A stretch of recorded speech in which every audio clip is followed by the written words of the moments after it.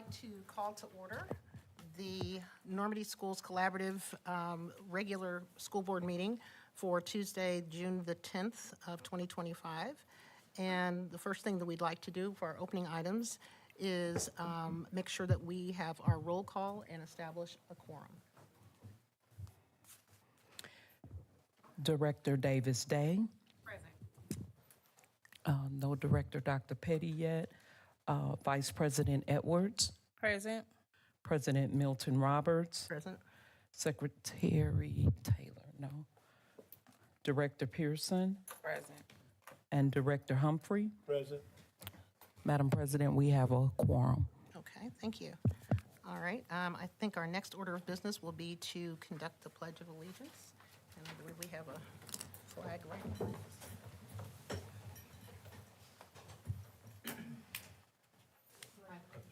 Allegiance to the flag of the United States of America and to the republic for which it stands, one nation, under God, indivisible, with liberty and justice for all.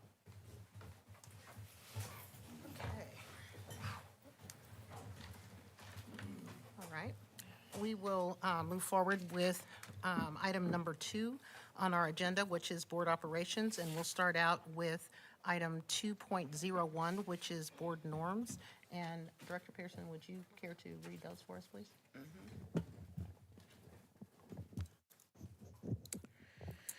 Good evening, everyone. Evening. Good evening. We use facts and data to inform our decisions in accordance with the interests of the overall district as a whole and not any particular segment thereof. We will support the delegation of authority of the superintendent in the day-to-day district operations and act in accordance with the 6 governing documents. We support the board decisions. We come to the board meetings informed and prepared. We honor our elected roles by being in attendance. We will honor all voices by encouraging individual input and listening to others. Thank you, Director Pearson. Okay, the next thing that we have on our agenda, 2.02, is the Normandy Schools Collaborative Values. And I think this is important because we want to make sure that in all that we do, that we are living the values. And they start out, I'm just going to read them very simply. Our first value, and it's a good value, is excellence. The second one is dignity. The third one is collaboration, and we even have collaboration or collaborative in our name. The fourth one is tenacity, and the fifth one is care. And that's for our board, that's for our educators, our administrators, our community, and our children. And so those are the values that we're trying to demonstrate so that, basically we're showing who we are and our kids are learning from that as well. With that, we'll move on, excuse me, to item number 3, which is our agenda. And so we need to get an approval of the agenda. Can we do a roll call vote? You sure can.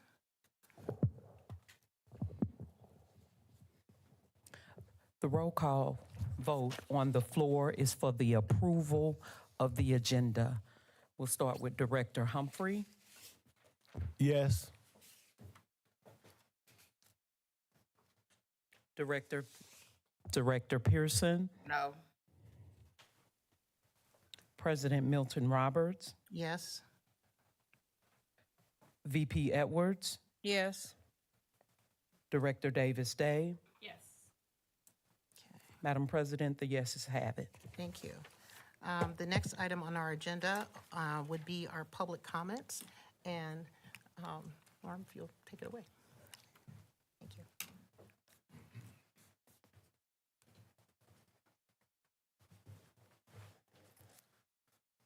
Good evening, Madam President, members of the board, superintendent, and ladies and gentlemen. We want to thank you for attending tonight's Normandy Schools Collaborative Board of Education meeting. Before we begin, we will review the importance of conducting a productive and orderly meeting. For those community members in attendance who have signed up for public comments, please come to the podium when the board president calls your name. Out of respect for everyone in attendance, yelling, foul language, props, visuals, and addressing the audience are not permitted.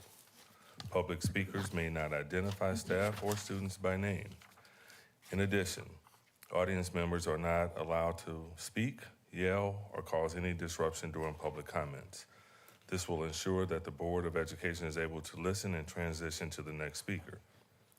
The remainder of the meeting is designated for the board to work with the superintendent and staff to conduct the work as outlined in the agenda. Patrons who stay in attendance for the remainder of the meeting after public comments do so in an observatory role. Please note that those who disrupt the meeting in any capacity will be asked to leave and may lose the opportunity to attend future meetings. Also, each speaker will be granted 3 minutes. We now want to thank you for attending, and we will now proceed with the agenda.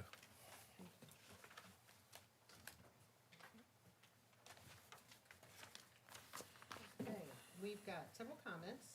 Oh, sorry. We've got several comments, and I am going to, I'm not going in any particular order.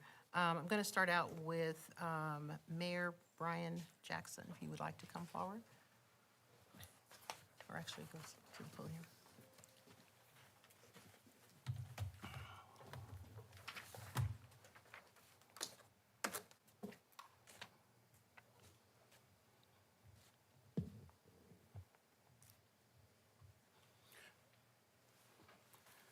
Since I only have 3 minutes, good evening to Madam President, Superintendent, to board members. But I rise as a longtime duly elected leader and as chair of the 24-1 Municipal Partnership. 24-1 Municipal Partnership is a local, nationally award-winning organization that has fought for as well as supported the Normandy School District for 2 decades.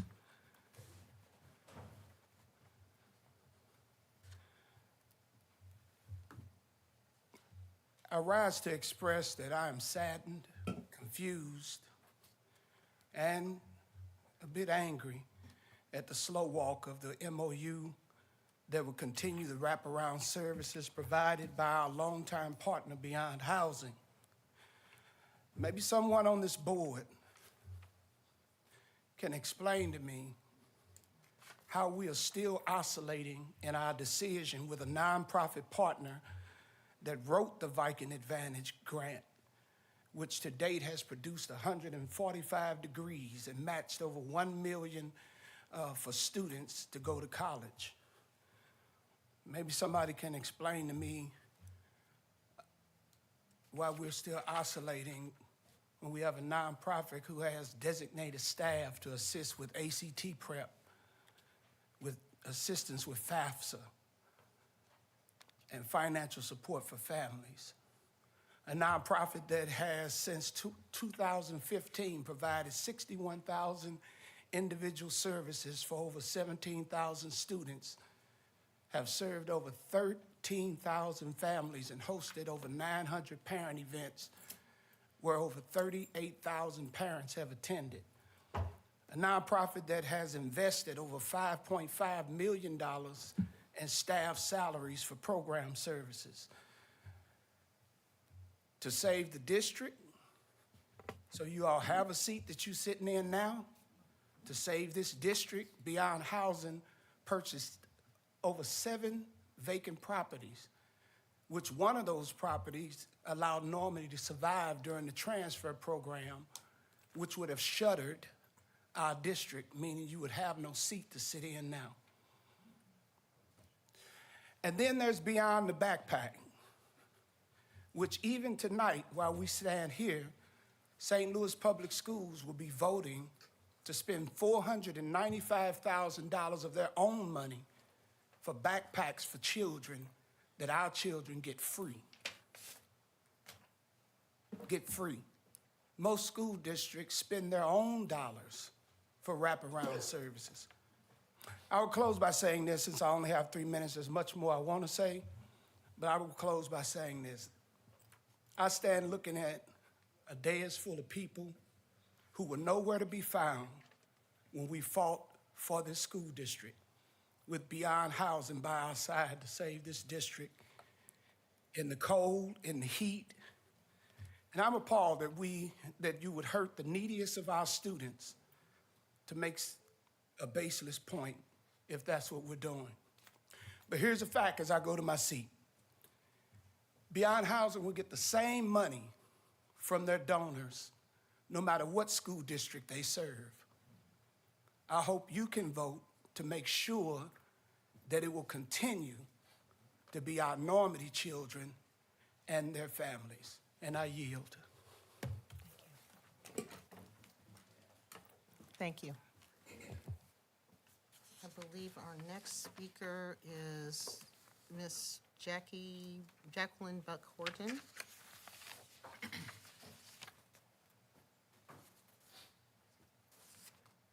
Is she here? Don't think she's here. Okay. All right, if she comes in, we'll add her in. Next speaker is Mayor James McGee. Is he here? Yeah, I see you.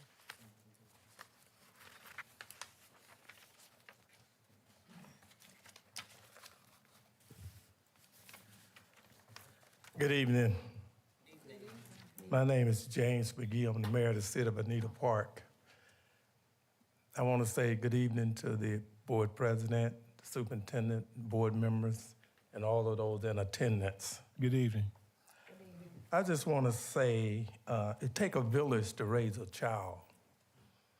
We have to work together. But somewhere along the line, we done lost that togetherness. I was born on a plantation where you came together and worked together for a common goal. I don't know what the common goal is here, but it seems like everything now is going the opposite direction. When people's willing to help and stand up and give their money to help our kids, I think we done lost the focus on our kids. That's the most important thing. If we keep in mind working with the kids, it's gonna take all of us, not just a few. You can't isolate a community and think you're gonna get those kids working and educate them. It's gonna take all of us. I know you all said you all wanna work with the community, but it seems like our communities are being left behind, and that's the way we feel. Now, I know we've always fought for Normandy. We took bus loads of kids up there to Desi, picketed Desi, to make sure Normandy got what they supposed to get. But if you look at the history, Beyond Housing have been there from the very beginning, saved our kids, put all that money into it. So we should have to look at that. We shouldn't have to even think about that. Young lady from Riverview Garden came up and spoke at the 24-1 Municipal Partnership meeting last Monday and gave a good account where they're working together and moving those kids forward because they're working with the whole community. And Riverview Garden is open arms with that organization. And they're doing a fantastic job. I went up there and visited myself just to see what was going on. But I don't know what it is with Normandy. We had press conferences right out there on that parking lot when things was going awry, and we thought we was gonna lose Normandy when it was state appointed. We fought for that, and we won, even though they had a board president that was for the charter school district. We fought that and won. Some of you all on that board already know about that. So when you get on the board, you promise that you're gonna do this for the kids and you do that for the kids, but it seems like when you get on that board, you get a personal agenda. And we need to leave that personal agenda alone and do the best for our kids. Now, the governor said, told me to tell y'all, they got 400 jobs waiting at McDonald's. We was with him just a few weeks ago. So send our kids, if they need a job, send them there and ask for Marco. If not, call me and I'll get you in touch with him. I got him on speed dial. We're working close with the governor, even though he's a Republican, but guess what? He's doing a lot for our community. We're getting a transportation development district. He put money in there.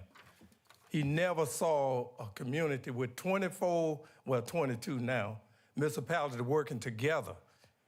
And we're accomplishing things. And they was gonna use the 24-1 as a role model for the whole country. They invited us to Washington, D.C. So when you work together, things be accomplished. We leave our egos at the door.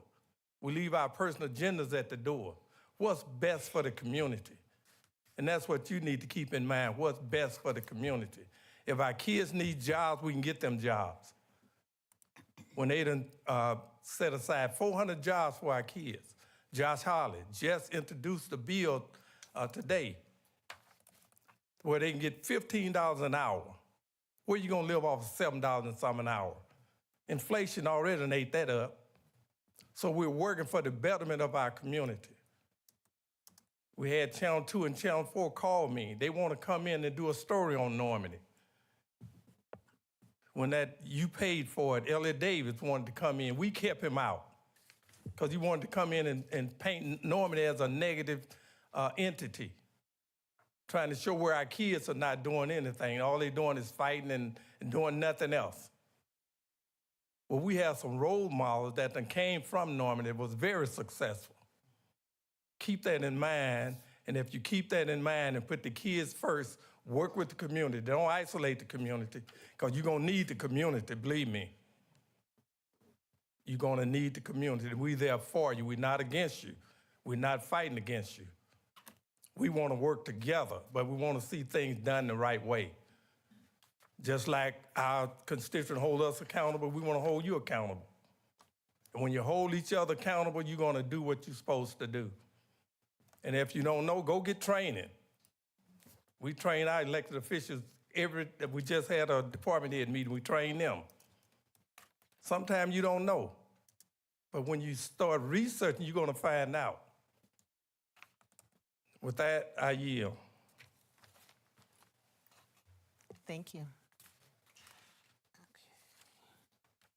Did Jackie Buck join us? No? Okay, all right. Let's see. Before I do anything, let me acknowledge that we have had two board members join us. Director Violet Taylor, who is our secretary, and also Director Chris Petty. So thank you for being in attendance. Okay, the next person I have is LaShawn Brown. LaShawn here?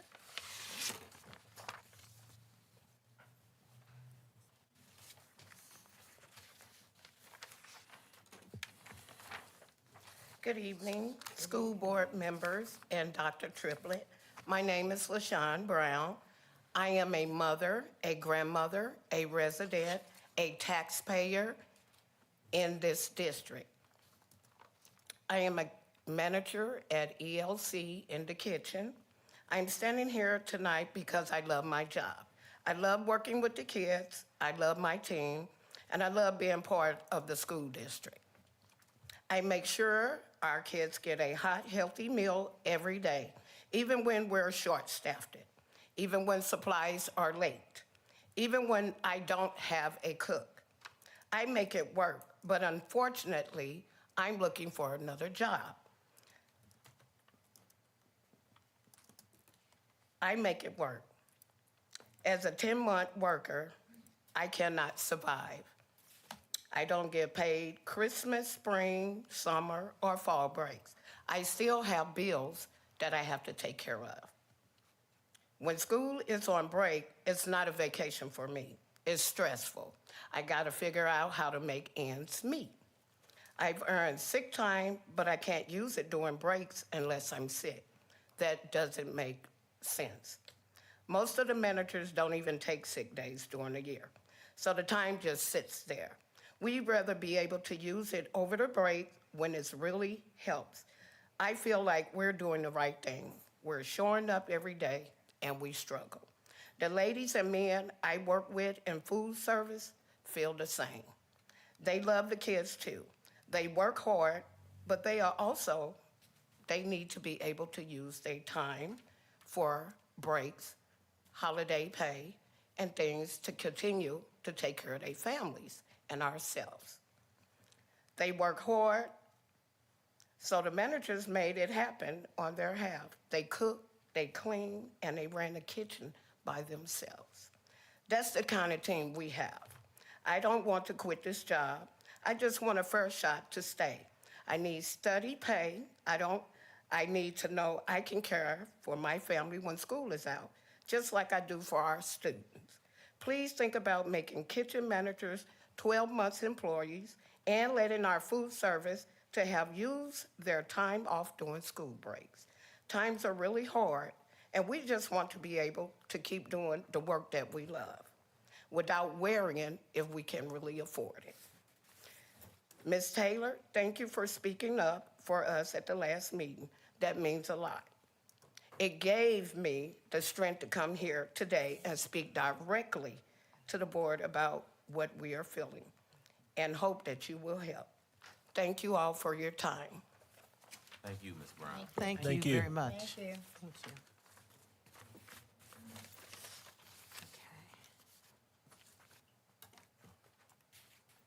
Okay. And then I have, I think the last one is Miss Monica Jefferson from Greendale.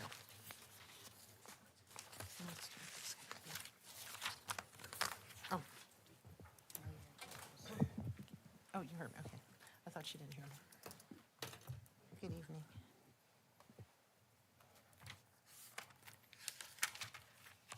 Good evening, Superintendent Triplett, Board President Milton Roberts, the rest of the Normandy Schools Collaborative Board, and those of you in attendance. I'm wearing two hats today. I think I'm gonna do the first one. I'm speaking as an individual.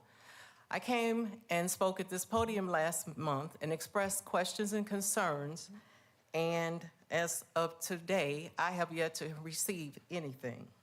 So my question is, how and should we expect a response? That, again, they were brought up at the May 13th meeting, and as of today, no response.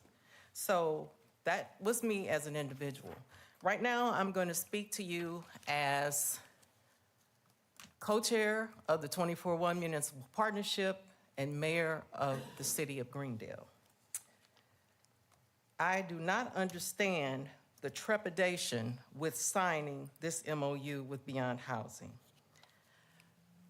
This has been going on for months now, and I don't understand why, and I understand a lot of it was done in closed session. So then I also have a question about maybe what exactly is executive session. I understand that some things in the executive session need be because it's personnel and salaries, but some of this discussion, I think, should have been brought forward to the public.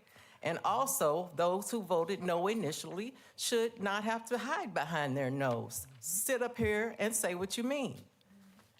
So I am gravely concerned about the possible implications that this decision for our community partnerships and overall goals of the district.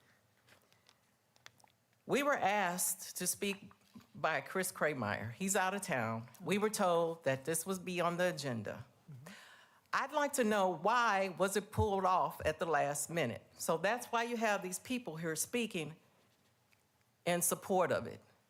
I don't understand the problem. It's been going on for months. How long does it take to decide on something? I mean, you've got proven track records with the fails and all of these other people giving testimonies and histories. I don't understand for the life of me. So, like I said, it was pulled at the last minute. We got an email from Chris Monday morning telling us it's not on the agenda. The community and the district has worked to build a public trust and to chart a path forward and together to strengthen the district's standing in our community.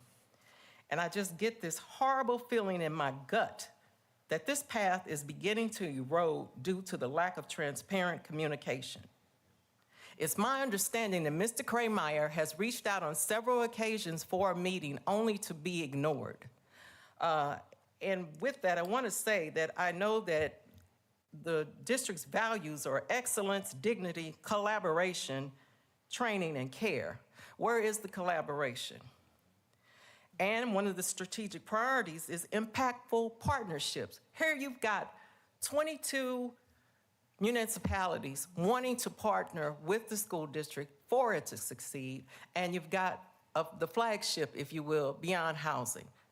If we don't get the services from them, who's gonna do it? I can tell you for sure, no fraternity, no sorority, no other social group would have the means, the bandwidth, the capacity, or anything to do such. And what hurts me is that, and maybe I'm making an assumption, but I'm pretty sure I'm accurate. Most of us here, and most of you, or if not all of you on the board, are at least middle to upper middle class. We're in a district with over 90% of our students receive free and reduced lunch. Who are we to say what they need and what they don't need, or to even consider dropping the wraparound services and all of the things that have been offered and afforded our students? I am very passionate, and I'm sorry. Again, I need to say that I urge this board to address these concerns directly with students and families served and put this at the forefront of everybody's agenda. I don't see why this couldn't have been decided tonight. And I'm gonna say last year we had to go round and round with signing an MOU for the Normandy Police Department. She had to come to a partnership meeting and say something for the board to act on that. I just don't understand.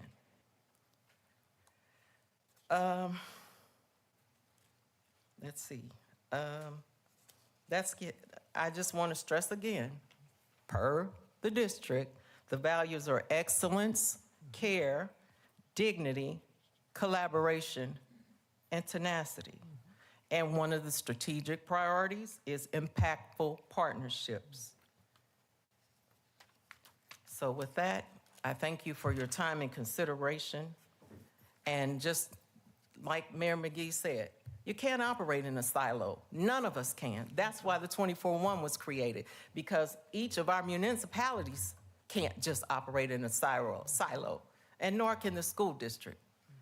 When there was issues last year's Superintendent Triplett with getting students back to classes, the mayor said, well, tell us which families. We can figure out the municipalities. We can make phone calls. We can reach out. We're here to help as well. We don't always have to agree on things, but if we keep the common cause, the students' forefront in everybody's mind, I think we could get a lot more done. And I thank you for your time. You are very Thank you. welcome. Thank you. I know I'm not supposed to speak, but I'm going to say never apologize for having a passion for our wonderful district, okay? We want to hear what you have to say, okay? All right. I'm going to ask one more time, is Jackie Buck Horton here? No? Okay, so we're going to pass on that one. And I just want to thank everyone for their comments. And I have to say, I really appreciate it when people do come and tell us what they think. So I appreciate that. Okay. If we have no further comments, we're gonna move on to a portion of the meeting that I really enjoy, and that is the recognition portion. And so, Mr. Trahan, if you will take the lead on that for us.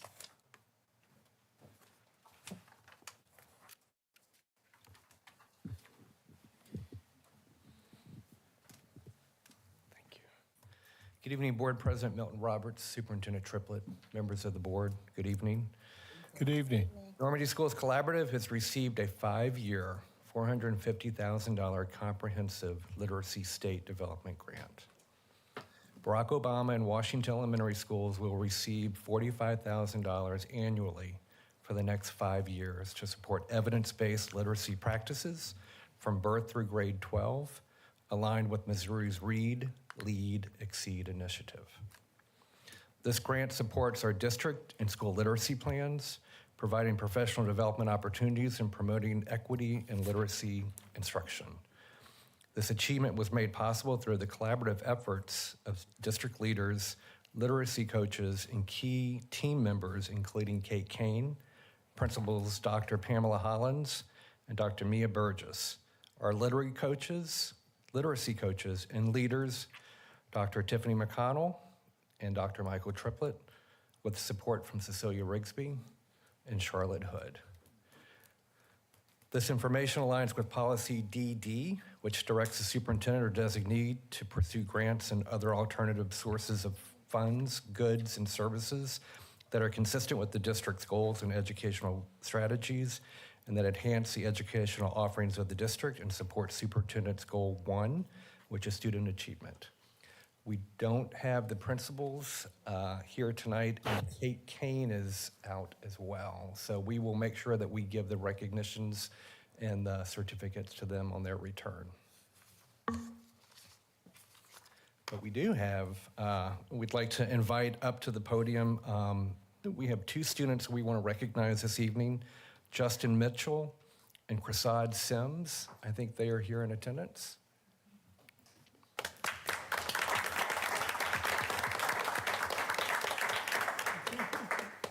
If you could, right up there with the board president. So we want to congratulate Normandy High School students Justin Mitchell and Prasad Sims for qualifying for the Missouri State High School Activities Association 2025 Track and Field Championships. Both athletes traveled to Jefferson City on May 30th to compete against the best in the state. Justin competed in the 200-yard dash, where he placed 16th.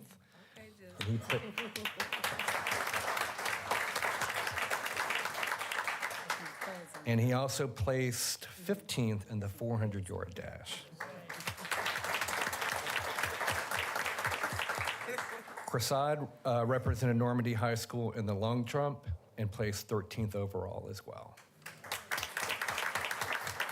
So if we can invite Justin's parents up, we want to go ahead and recognize them as well and take photos.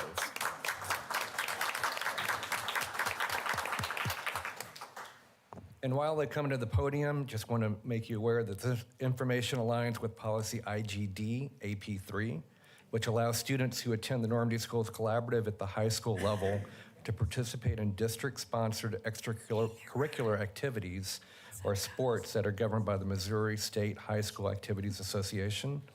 And this also supports Superintendent's Goal 1, which is student achievement. Congratulations.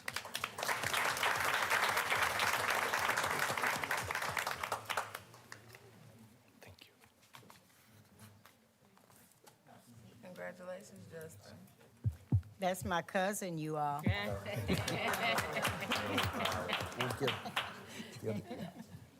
I'll pick it up tonight. Thank you.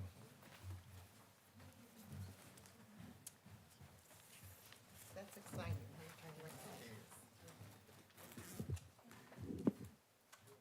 It's very exciting to see our students excel.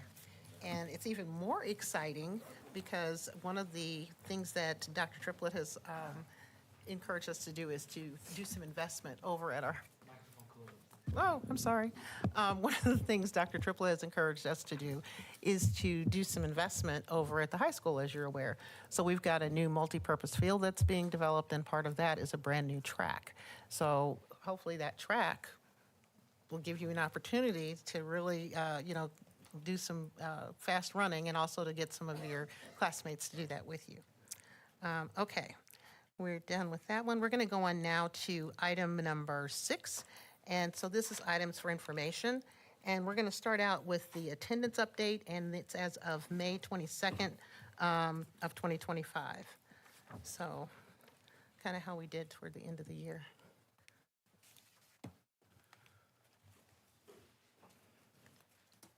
Good evening, Dr. Triplett, Ms. Rigsby, President Milton Roberts, and directors of the board. Good evening. My name's Tony Brooks, and I'll be presenting on the attendance and parent portal update. We are focusing on Normandy Schools Collaborative Strategic Priority 4, which is having impactful partnerships to strengthen family and community partnerships through tighter coordination and alignment of strategic priorities. Also, it aligns with the superintendent's goal number 2, where the focus area is student achievement, specifically performance indicator 2D, which calls for ensuring multiple sources of student, school, and district level data are used to improve student learning.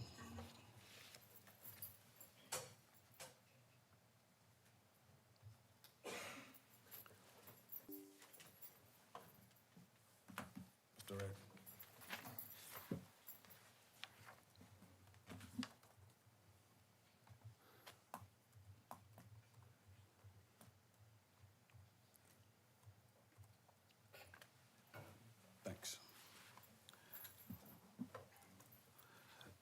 Mr. Redden. Before you got to go to his work. I know what it is. I start looking at you and that distracted everything. That messes it all up. If we look at the data, we see as of May, we have, for the month of May, we had attendance that was 88% of 90-90, which is having 90% of our students in the seat 90% of the time.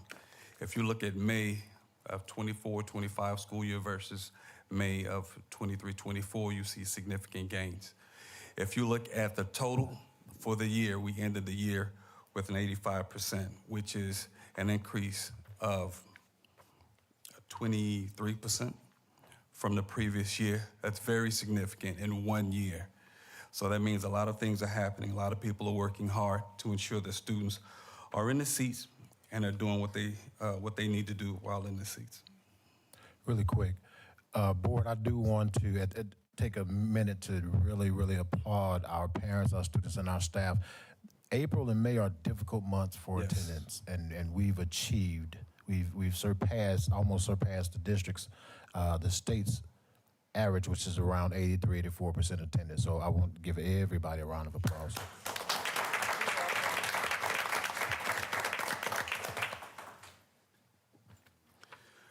Regarding Parent Portal, the number of parents that are signed in the Parent Portal continues to grow. Right now, we are above the 900. We are above 894. We're in the 900, pushing 1,000. Our efforts are to have all parents signed up before the first day of school. Secretaries and other stakeholders in the school are working diligently to reach out to parents and support them in getting signed up, ideally all before the first day of school. Any questions regarding the attendance update? I have a question. Yes, ma'am. I'm not sure if it's quite to attendance, but when will enrollment for the new school year start? Oh, ironically, regarding enrollment, the enrollment date for parents will start in less than a week, June 16th. There are a lot of things that have been updated prior to now to ensure that this process will be updated, not just now, but when we talk about 25-26 school year. This won't be an issue when we start in February of 26. Some of the updates that were needed, we needed updates to McKinney-Vento and special enrollment families, updates to health and immunizations per state guidelines. Also, just to the layout and flow of the enrollment screens for parents to understand and make it easier to navigate. Again, this process has taken longer than expected. We wanted to have it open in April. April 22nd was the first day we were supposed to open it. We were bumping it right up to summer school enrollment. Our enrollment for summer school was, we needed more. That ended up pushing it back. But this issue won't be there next year. But it is an issue where we're just starting on the 16th of June. Thank you. No problem. My next question is, I know that we have 886 parents and families signed up for the portal. What are the practices that are being implemented for more parents to enroll? And I'm enrolled now, by the way. Good, thank you. But for more parents to be enrolled into the portal, because if you have that option during enrollment or, just follow-up things, I think you can get more people involved and let them know about the app, or That's right. let them know it's pretty, once you're in there, it's pretty easy to use. Right. You just gotta get in there.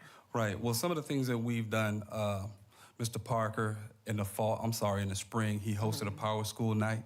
That went well to the point where he's going to continue to host those throughout the year. Ideally, we'll have at least one before school begins. In addition to secretaries, again, Mr. Parker, other people are calling parents and encouraging them to come in and do that, helping them out any way we can. And we also have open enrollment, so without being called, we've always had open enrollment. So just really hitting it hard and making sure that a lot of parents are probably apprehensive, thinking there are things that will stop them. But if you go into a school, you will get the help you need and you'll be enrolled.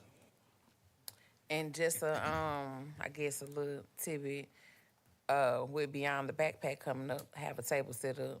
I think that'd be a good idea to get them more involved. Can you say that one more time? Have a table set up for them. That's right. Yeah. So to echo what she's saying, we'll have something at Beyond the Backpack. Oh, you're already doing it. My bad. Say that again. You already doing it. My No, bad. it's okay. We're in the same team. Okay. August 9th is Beyond the Backpack. It'll be at Lucas Crossing and the ELC. It'll mimic what it was last year. This year, again, we will have different partners out there, and we will create opportunities for parents when they are there to have an opportunity to sign up for Power School on site. That's all that I have, Dr. Brooks. Thank you. Thank you, Ms. Pearson. Dr. Brooks, can you give me that date again? August 9th. August 9th? Yes, ma'am, from 10 to 2. Thank you. Oh, I'm sorry, enrollment. June 16th. Thank you. Mr. Humphrey, did you have any questions? I do not. Okay.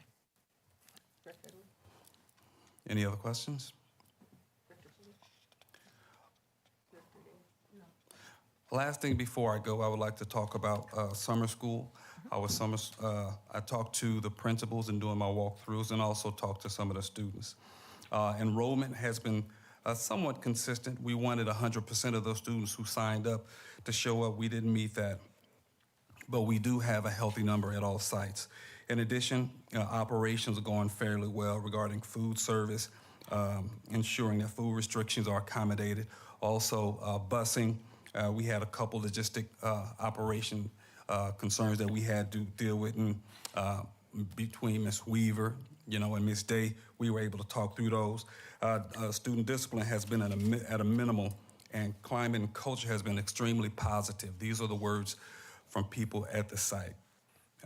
At the high school, the number we started with 222, the number of students who are attending is down to 94. But that's a good thing. The reason the number is down is because students are completing classes and they are getting their credits. So as they complete classes, typically most of them have between 2 to 3 classes.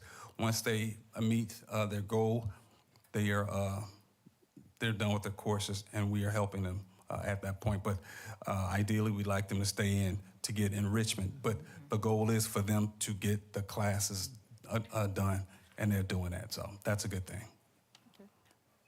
Overall, how many students do we have in summer school? I have the number. I'd have to add it up, but I can Okay. get it to you. Okay, but you mentioned that it was a little bit less than you thought, but still Right. pretty healthy. We'd average around 80% Okay. per school.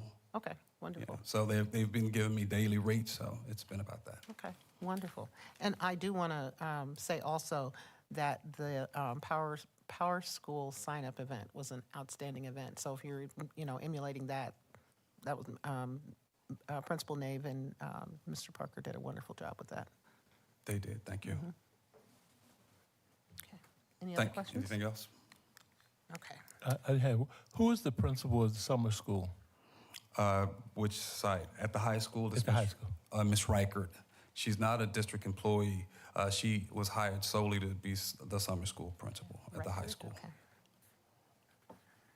Okay. Any other questions? Okay, hearing none, I thank you very much. Thank you. For your information. Okay, item number 6.02, which is community healing, restorative justice practices, and trauma-informed instruction services. Good evening, Board, President Roberts, Dr. Triplett. My name is Passion Bragg Haythorne. I am the MTSS liaison for the district. And today, we will be speaking regarding the culturally responsive teaching framework. I want to ask you a question. I want to take a moment and ask you, who are the underserved in our district? Would anybody like to take a jab at it? Everybody. A lot of people. Yeah, it depends. We have underserved students in every single school. And That is correct. Ms. Roberts, what made you come to that conclusion? just because I look at the demographics and because I live in the area. That is correct. So the purpose of my conversation today is to introduce us to the framework with the culturally responsive teaching. It is an opportunity for us to serve our underserved students. It is also an opportunity for us to align with our district goals, which is student achievement and climate and culture. The Center for Culturally Responsive Teaching have been around for over 20 plus years. It is a nonprofit. Dr. Chirac Holly is the founder. He has worked with several districts in our area and have seen great results with University City, Parkway, and Collinsville school districts. The culturally responsive teaching is a framework that will give our teachers tools to work with our students to meet achievement and curriculum goals.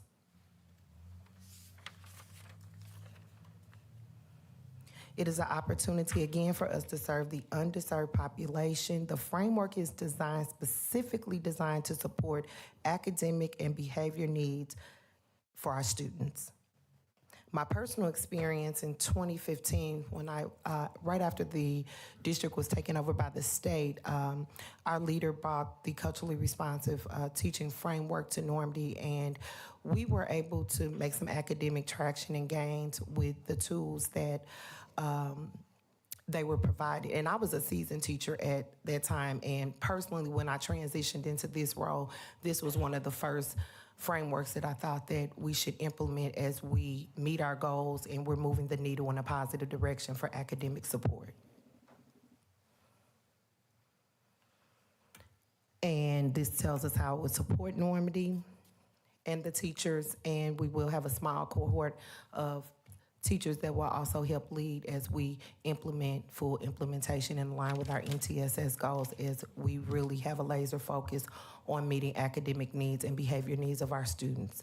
Because as we know, 90% of our students come, that they have been exposed to trauma, and our teachers really need this. And it'll give them a solid foundation. Okay, we'll start at this end. Do anyone at this end have any questions? Okay, how about you, Director Petty? No? Okay, how about you? All right, I'm going to jump over here to Director Humphrey. I have no questions.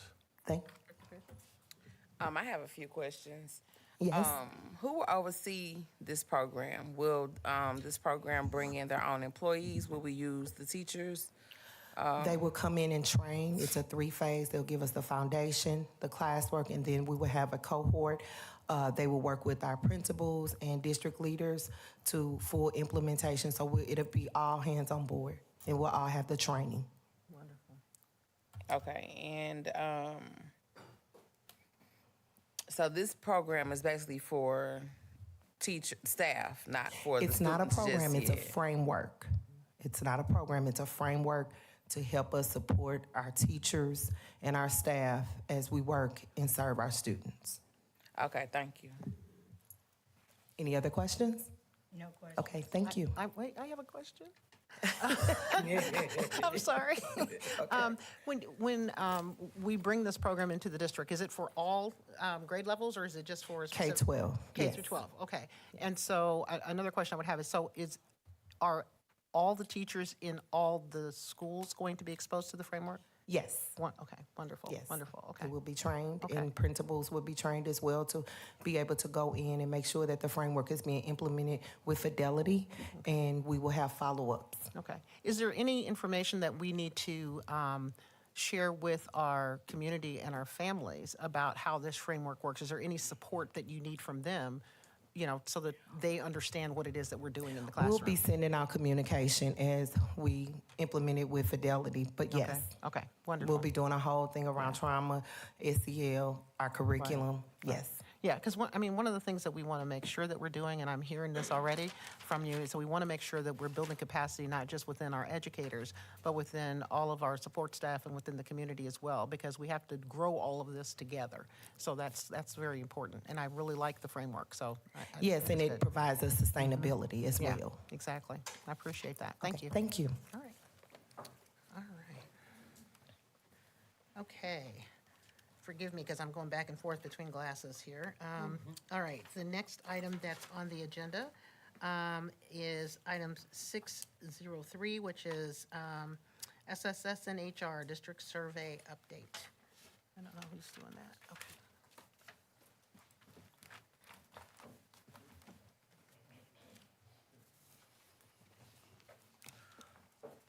Good evening again. Today, Good evening. Thank you, sir. This evening, we'll be presenting on the Culture and Climate Survey that we administered. And when I say we, I'm talking about myself and Ms. Kawana Gilliard, Chief Executive Officer for Human Resources. We'll be focusing on Normandy Schools Collaborative Strategic Priority 4 again, which is having impactful partnerships to strengthen family and community partnerships through tighter coordination and alignment of strategic priorities. Additionally, we're focusing on the Superintendent Goal 2, which focuses on culture and climate performance with indicator 4E, which ensures a culture of support and respect among students, staff, family, and the community. There were 1,473 students spanning from the Early Childhood Center to the high school that participated in the survey. Of course, some of the younger babies, they were assisted by teachers.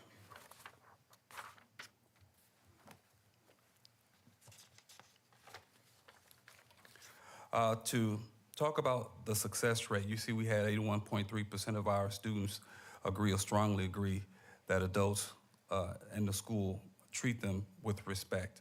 But the growth opportunity, an area of improvement for the upcoming year, is focusing on the students feeling or hearing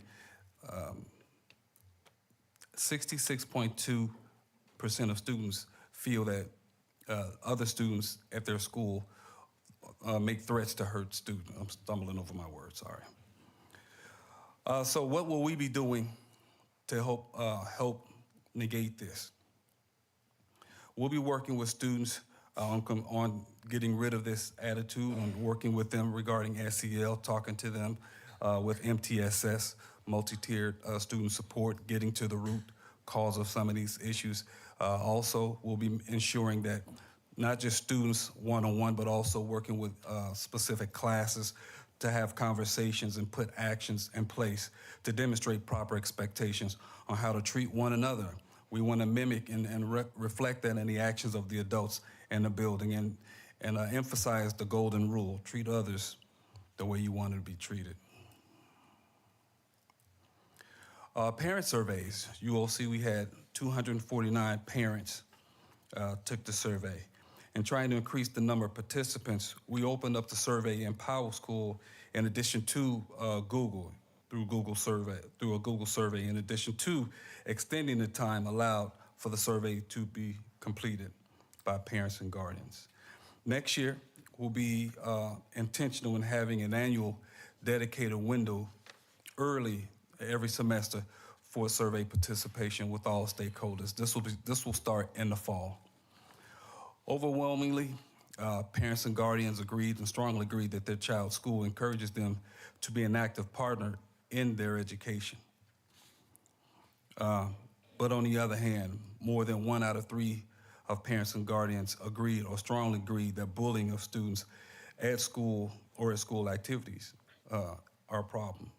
Again, our efforts will be to rid all schools of these issues and ensure that all students are encouraged to address these types of issues in their school by taking ownership of their actions, even in being a witness. Additionally, we want to address these issues aggressively, and in us addressing them, we should see a reduction in these bullying incidents, and the data will tell us that in PowerSchool. And we want that not just in school, we want that out of school in the community as well, as far as a reduction. Next, we'll have Ms. Gilliard. Before Ms. Gilliard start, Board, I do want to recognize Tony and his team and their efforts. The last time we took this survey, I believe both parent and student survey numbers were in double digits. I want to say the parents were around 30-something and the students were around 72. And to see student participation number grow to 4 digits and parents grow to triple digits, I want to appreciate Tony and his staff for that growth. Thank you, Dr. Brooks. Good evening, President, Directors of the Board, Dr. Triplett, and the Normandy community. My name is Kawana Gilliard, Chief Human Resource Officer. I am here to present the 24-25 Spring District Staffing Survey. Out of 415 staff, we had a total of 311 participants. The success from the survey is that 89% of the staff very often feel that they get along with their colleagues. However, we also saw that we have some work to do to ensure that our staff feel a sense of belonging. And that is by telling them that they are doing a good job, since 53% of the staff feel that they never or almost never are told that they are good workers. Next, we also have the staff exit survey. So far, we have 17 participants. The success from the survey is that 53% of our staff strongly agreed that their jobs are fulfilling and satisfying.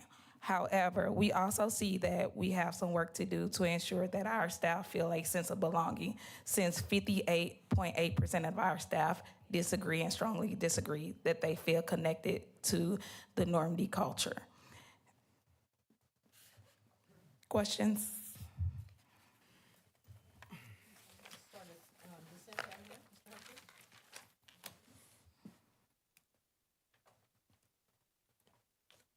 I guess one of the things that would be helpful as we move forward and look at exit interviews, that we find a way to disaggregate the information, because generally when you summarize things and give a percentage, it doesn't give a true indication of why people are leaving. And so as we look at that, I'm not sure what that model will look like, but the more we understand about, because the slide that you gave, there was if I believe it was 58% said that they were satisfied with their jobs and they thought the jobs were fulfilling. But on the flip side of that, you asked the question, why did they leave then? And so we need to be more intentional about how we look at exit interviews. I think the other thing that I've heard, and I don't know if it's true or not, that some people are uncomfortable with the exit interview process, so we might want to look at some other ways of gathering that information, whether it's an organization external to it or some other process that will encourage people to be honest about the reasons that they're exiting. Because when you're not retaining individuals, it costs the district more and more in retraining, recruitment, and the other kinds of efforts. So the better we understand that number, I think the better we can try to impact change. So I'll just stop there.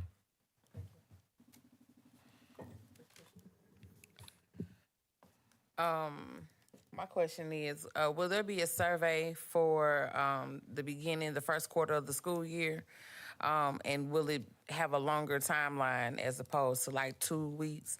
Maybe have it out for a month, because people like myself take their time doing it, and others may procrastinate also. Well, the plan is to let the community know that we will have a survey season, and that window, ideally, we'll let people know significantly ahead of time, and the window will be significant as far as your ability to go in.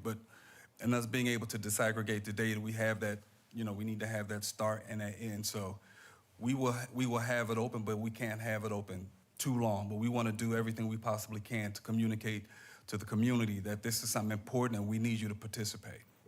Thank you. And Dr. Brooks, I completed the survey too. Thank you. You're on top of it. Good evening. This question is directed towards Dr. Brooks, and it's in response to, you made several mentions about the bullying issues in those particular children. Have they been singled out? And if they have been singled out, what steps are you all taking to make sure that, that behavior is being changed? Or you reaching out to parents, or you having conversations with parents, or the special settings that these children are put in? Because we know we have a lot of different programs that are within the school district that's geared towards helping children with behavior issues. So what is your department doing? You know, your team, what are you all doing to kind of, alleviate all of the bullying, the issues that we have? Well, first, we need clarity on what bullying is. Right now, everyone considers anything to be bullying. First thing you have to do is bring clarity to what bullying is. Once you do that, like I said, we start there. And then in the schools, we leave it up to building administrators. We don't go in and tell them what to do, but we work with them and talking about identifying students. 9 out of 10, when we have tier 2 and tier 3 students, these issues are at least a part of what it is that we have to address. You know, physical aggression, verbal aggression, so a lot of things go under that. It may not necessarily be bullying, but it's something similar to or off the branch, a branch off of the tree of bullying. So what we want to do, first bring clarity, also support building administrators with what it is that they are doing and implementing. And we have, as Ms. Bragg Haythorne said, we're putting in work to ensure that my department works with curriculum and instruction to have all of these things in place prior to the end of the year. They're getting training at the very beginning of the year, but it will be consistent throughout the year to, again, just making sure that we're addressing these issues by identifying what it really is and also working to make sure we implement things or strategies to alleviate it. And are you reaching out to parents to Parents are inform definitely parents? a part of it, right? They are part As a of matter that. of fact, I know Dr. Triplett has a parent group that he meets with in addition to Mr. Parker. Every opportunity we have, in addition to the fells at Beyond Housing, when they have parent engagements, all of these things play a part in us being able to have face-to-face conversations with parents. And when they bring issues to us, we address them immediately. And one last question. And so what kind of feedback are you receiving from parents when you reach out to a parent and say, hey, we're seeing that, your child has a behavior problem and we want to address that. So what kind of feedback, positive or negative? Excuse me. Well, we don't say your child has behavior problems. Well, you know what I mean. I know what you mean, Yeah. right? Because they won't admit that their children have a problem. That's right. Well, again, building level administration meet with parents and we support them. And in bringing them in, we want parents to know that we're partners in this. So a lot of times if you see aggression in school, you'll see the same type of aggression at home. So we want to make sure that we're consistent, educate the parents on what the expectations are in the school, and work together so we have that consistency in and out of school. Yeah, thank you. That was the answer that I was looking for, just to make sure that the parents, because I've heard in the past where maybe a principal had to, reach out to a parent and say, Yes, hey, ma'am. we need you to come to the school Right. because, we want to talk to you about your child. And the parents' attitude and personality is worse than the students. And so that's why I was asking that question. Thank you. Right, no problem. And sometimes, in parents' experience, they feel that coming to the school with a bravado or a level of aggression is the way to get things done. no. And it doesn't. So No. we have competent building level administrators who are able to work with parents and show them we could work together to get this resolved and not be abrasive to one another. So Thank you. Thank you, Mr. And Director Taylor, I do want to say that part of the biggest problem is that you got two really big problems. One, students just don't tell that they're being bullied, right? That's right. And then we find out at the end when there's an issue with that child, the parent then reports out that my child's been bullied. So the first thing is we have to really, really have conversations with parents and students around telling, right? And without them making themselves look like anything less than tough or whatever that is. But that's the biggest part. The other part is really, really training staff. We know our students don't tell. So what does that lens look like for you to make the identification? So those are two really big parts that we have to really focus on, and that we'll have some conversations, deeper conversations around how do we provide students with comfortable access to report, and how do we provide staff with the lens to identify. Thank you. And could I add one last thing? And that was another thought that I had, because sometimes you see the behavior of a child and all of a sudden maybe they were a lively, child, and then all of a sudden they're shy and they're kind of sheltered. they, kind of don't want to be around other children. And those are signs, a lot of times those are signs that there is something that's going on. Yes, ma'am. Every year at the very beginning of the year, there are training modules that we, all employees, take, and that's part of it, being able to identify students who are being bullied, students who are being sexually harassed, and that gives you an opportunity to be refreshed on knowing what to look for as the school year begins. Thank you. Thank you. Director Day. Director Day. I do. Are these verbatim the questions that were asked to the? Yes, ma'am. So it's not a summary of, where are the rest of the questions? Well, there are a ton of questions. We can share that data, but in giving a snapshot and a limited view, we wanted to identify a highlight and also a growth opportunity. But that information can be shared. Thank you. No problem. Good evening, Dr. Brooks. Good evening, and sir. Mrs. Gilliard. I have one question, and my question would be simply this. How are you using survey data to identify and define codified practices and behaviors that you want to see replicated across the district to not only improve the survey reports going forward, but to also inform how to frame out future surveys? Would you like for me to speak? You can speak. Great question. We want to, the purpose of these surveys is to give us an idea, give us perceptions, not necessarily the truth, but your perception. And we have to work from what you believe, not what we think is the truth. So when you talk about perceptions, and we're talking about these surveys, a lot of it stems from conversations that are being had or incidents, as Dr. Triplett mentioned. We have to weave the ability to address these issues and what it is that we're doing, not just sometimes or not monthly, but every day. It needs to be a part of the culture of what it is that we're doing in school. So when something comes up, and I made mention to witnesses. A lot of times, a bully will try to find the weakest person, and the people who are standing by will just sit there and they will laugh because they're afraid of being bullied as well.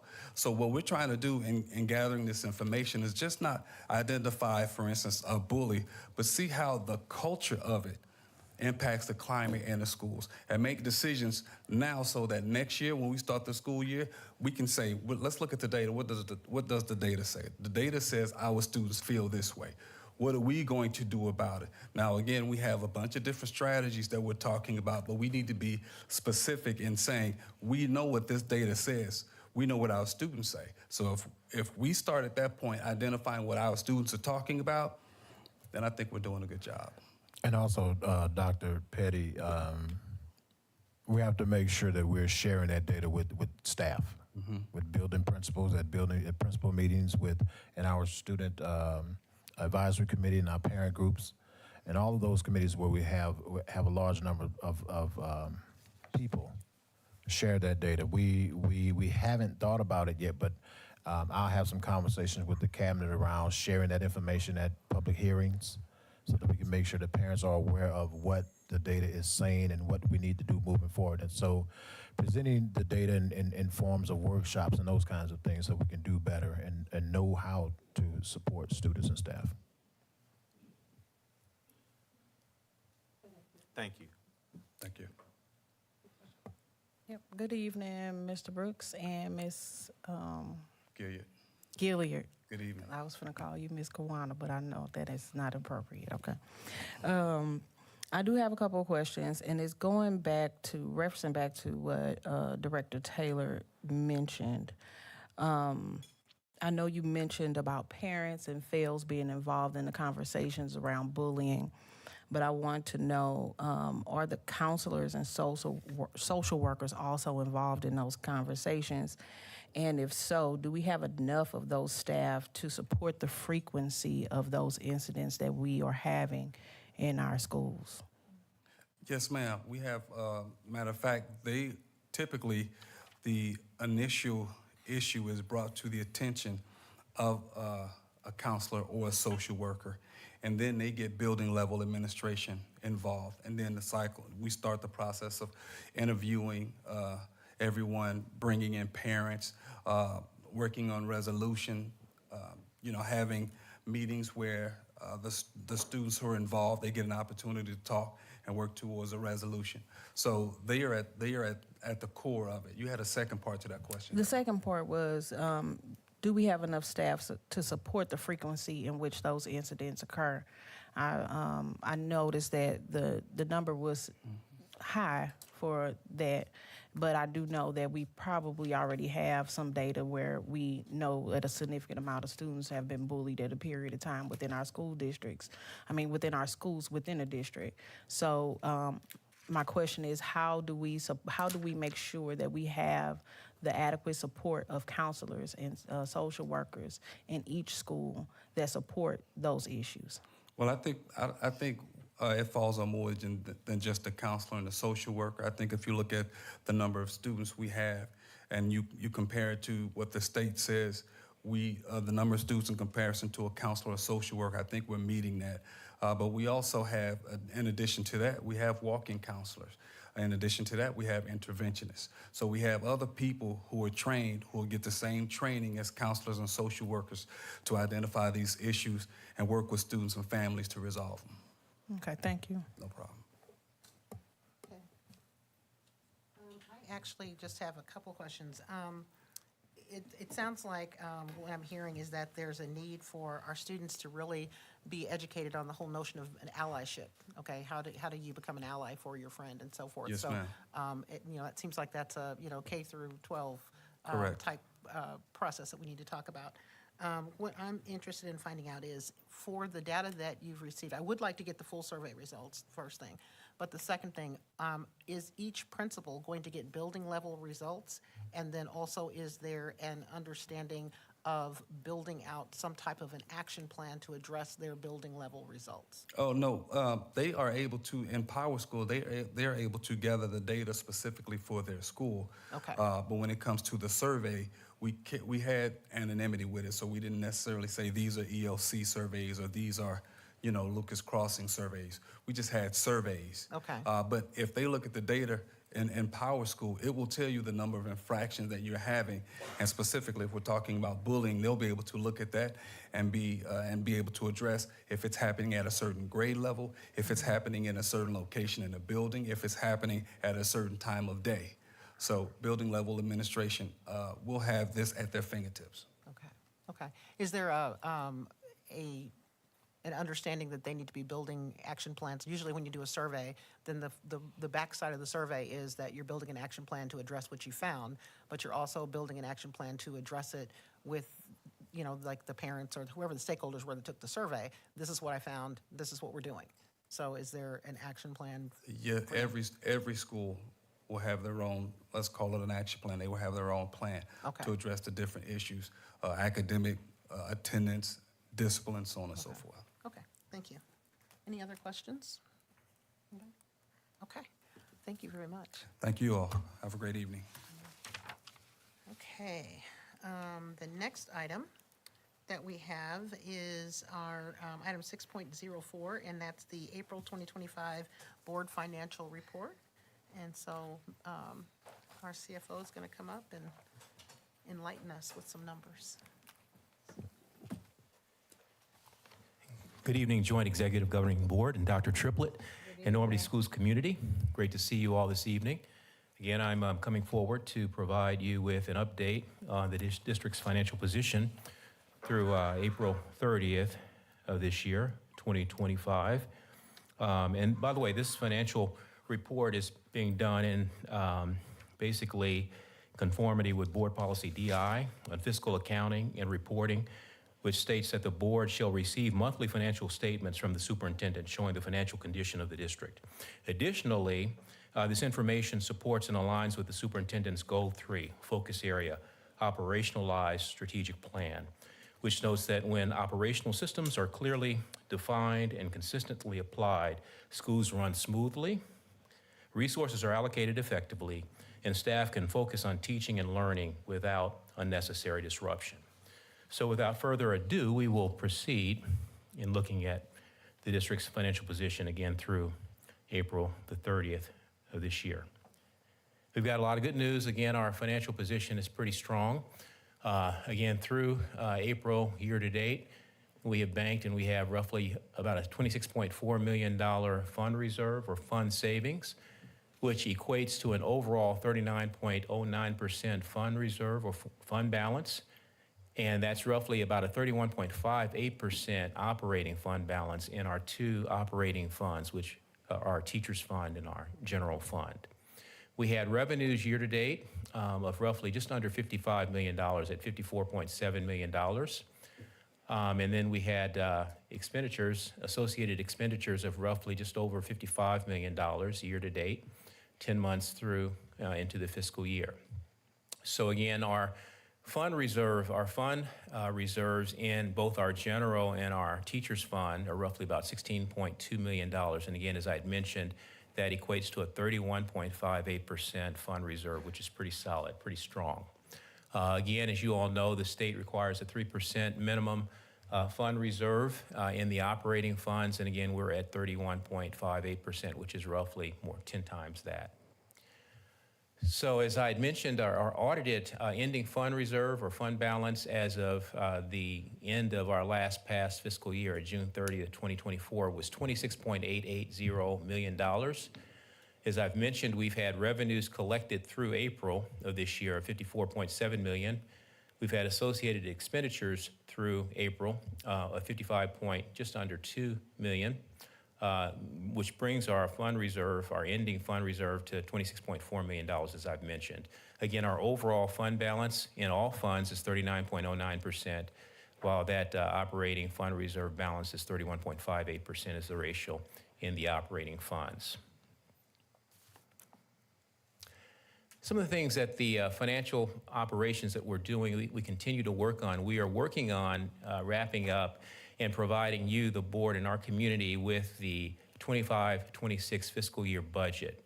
As you know, we talked about, and we met nearly 2 weeks ago for our budget workshop. We are going to be providing you with this document in the next couple of weeks. So I know that Ms. Rigsby's been working with you all, and we were able to get a quorum to meet as a board to present the budget before the community on the 24th of this month, roughly 2 weeks from today. We will be providing you with the budget information. We'll try to get that to you actually even a little bit earlier so that you'll have a chance to peruse that information prior to our meeting on the 24th. We are capturing all of the important strategic plans and priorities in the budget document, and so we are going to walk through this process, this important process, in a meticulous way. Secondly, we continue to work with the Highland Fleet Company on the acquisition of our 15 new electric buses. That's rolling along pretty well, no pun intended.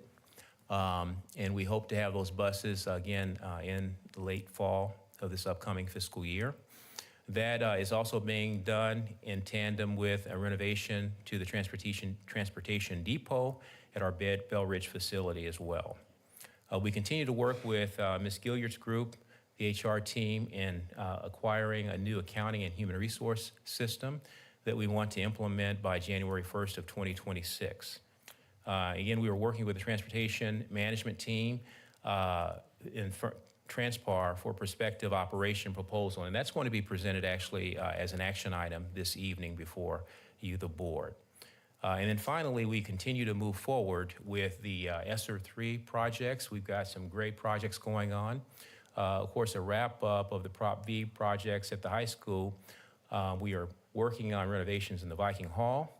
If you've driven by the high school recently, you see that we're actually putting in that new multi-purpose athletic field, state-of-the-art. In addition to that, an 8-lane track. This is going to be an Olympic stadium. We're going to be hosting meets. We're going to have the premier athletic complex in all of North County and one of the finest in the state upon the completion of these major projects. We have additional things going on as well. So those are some of the things that we've got going on that our financial and operations teams are working on. And without further ado, I'm going to field questions at this time. And we bring back Scruffy. If our superintendent, the great man that he is, he's a cool cat. And if he was a cat, this would be this would be him. He'd be Scruffy. Even got a laugh. He got you. You know, I think it's good, it's healthy for us to laugh. And let me say something, too. Something that I recently was able to do was to finish Scruffy, or Dr. Triplett's book. Tremendous book, by the way. I would encourage anyone in the audience, all of us, maybe even the board, The Power of One. Great book, 129 pages of great reading. Really lays out the district, the superintendent's vision about education and life in general. A great book and a great read. But again, without further ado, I want to entertain any questions that you might have at this time. I'm trying to get past the Scruffy. Still. Really? Okay. Okay, I started that list. Okay, we'll start on this end. Director Humphrey, do you have any questions? I don't have any questions right now. I'm going to reserve my questions for the upcoming meeting. Okay, thank you. Director Pearson? Good evening, Mr. Brooks. I just want to know, what is the fund balance percent? I think I missed it. What It's is the fund- 31.58%. Thank you. You're welcome. And that's in our operating fund. Our overall fund balance ratio is 39.09% in all funds. Thank you. You're welcome. Director Taylor? No questions. Okay, gonna go down to this end. Director Day? No question. Thank you. Director Petty? No questions. Thank you. I do have a question. Good evening, Dr. Brooks. Mr. Brooks. Speaking into existence. I do understand that you mentioned briefly about June the 24th, a tentative meeting that we supposed to have to approve the budget for the incoming fiscal year. That meeting will include a community forum. Am I Yes, it understanding is. that correctly? It has to be in a community forum, as a forum, in public session. Okay, and the public will be allowed to submit comments for their session? Yes, Okay, thank you. you're welcome. And just to clarify, you said that we would get it in advance so that we'd have an opportunity to look at it as well? Yes. So that we can tweak or whatever? Okay, wonderful. Okay. I have no other questions. Director Humphrey? Nothing? Okay. I think we're good. Thank you very much. Thank you very much. Thank you for all your efforts on this. Okay. All right. Next, we have point number 6.05. And I believe that we have KAI in the house, and they're going to come up and tell us a little bit about the KAI Proposition 5 and the construction updates. Mr. Jossie Haynes. Good evening, Board. Good evening, Madam Chair, Vice President, and all of the attendees. My name is Jossie Haynes, and I will be providing an update on your facilities, not mine. Ours. I like that. All right, so here's just the KAI amendment, the contract amendment process that we go through for each and every possible amendment or change order. So current completion dates that are here are the Bell Ridge project, as Mr. Brooks mentioned. It's going to be it's going to be done towards the end of this quarter. I think there might be a slight push on this just because of some minor changes that I'll talk about later. The additional facility support will end on the fourth quarter. Viking Hall, interior cosmetic upgrades. We have the track concession stands updates. We're working on the press box interior updates, facilities master plan. The phase one, the first round of meetings were held on June 5th. We're going to be moving into the phase two, which will go into the RFQ process. Selection process will be underway once that moves forward. And then the phased plan and the effort will go into 2026. Here's just the image of the new multi-purpose field renovation. And here's the scoreboard.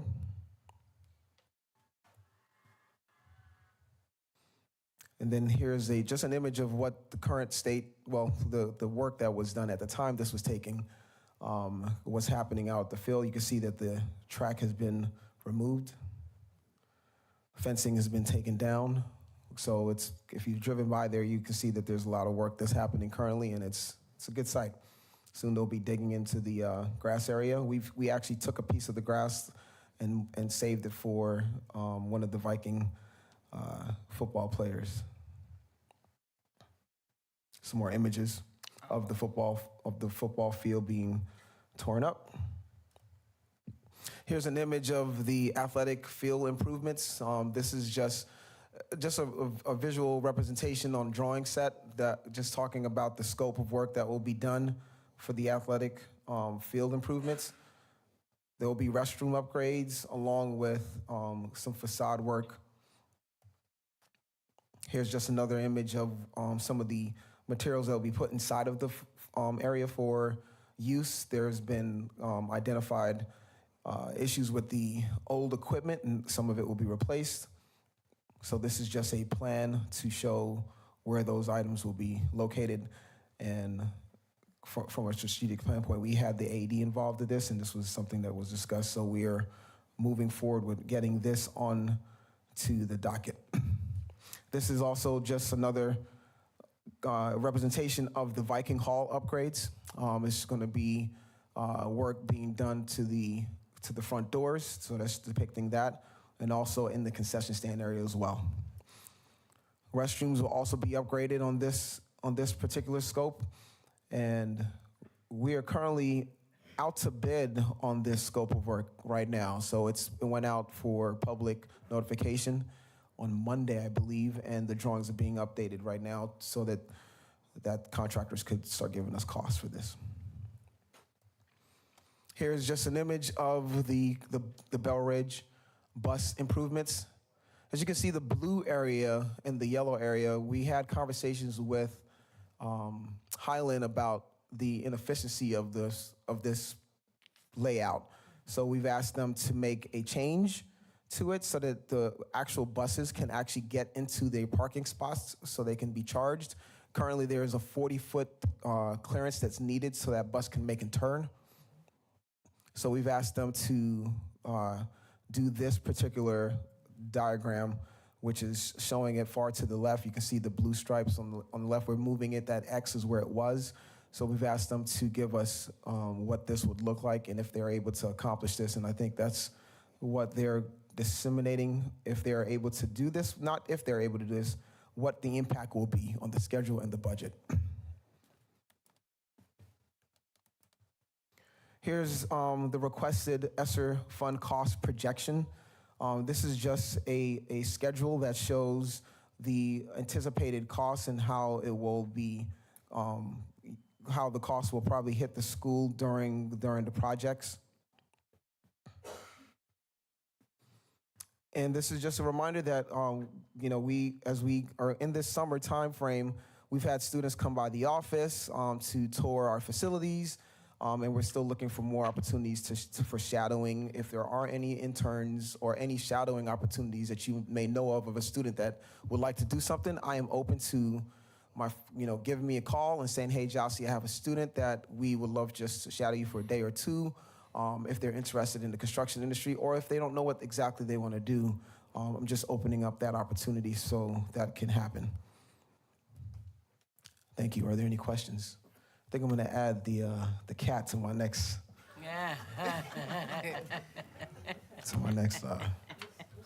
presentation. I have no questions, thank you.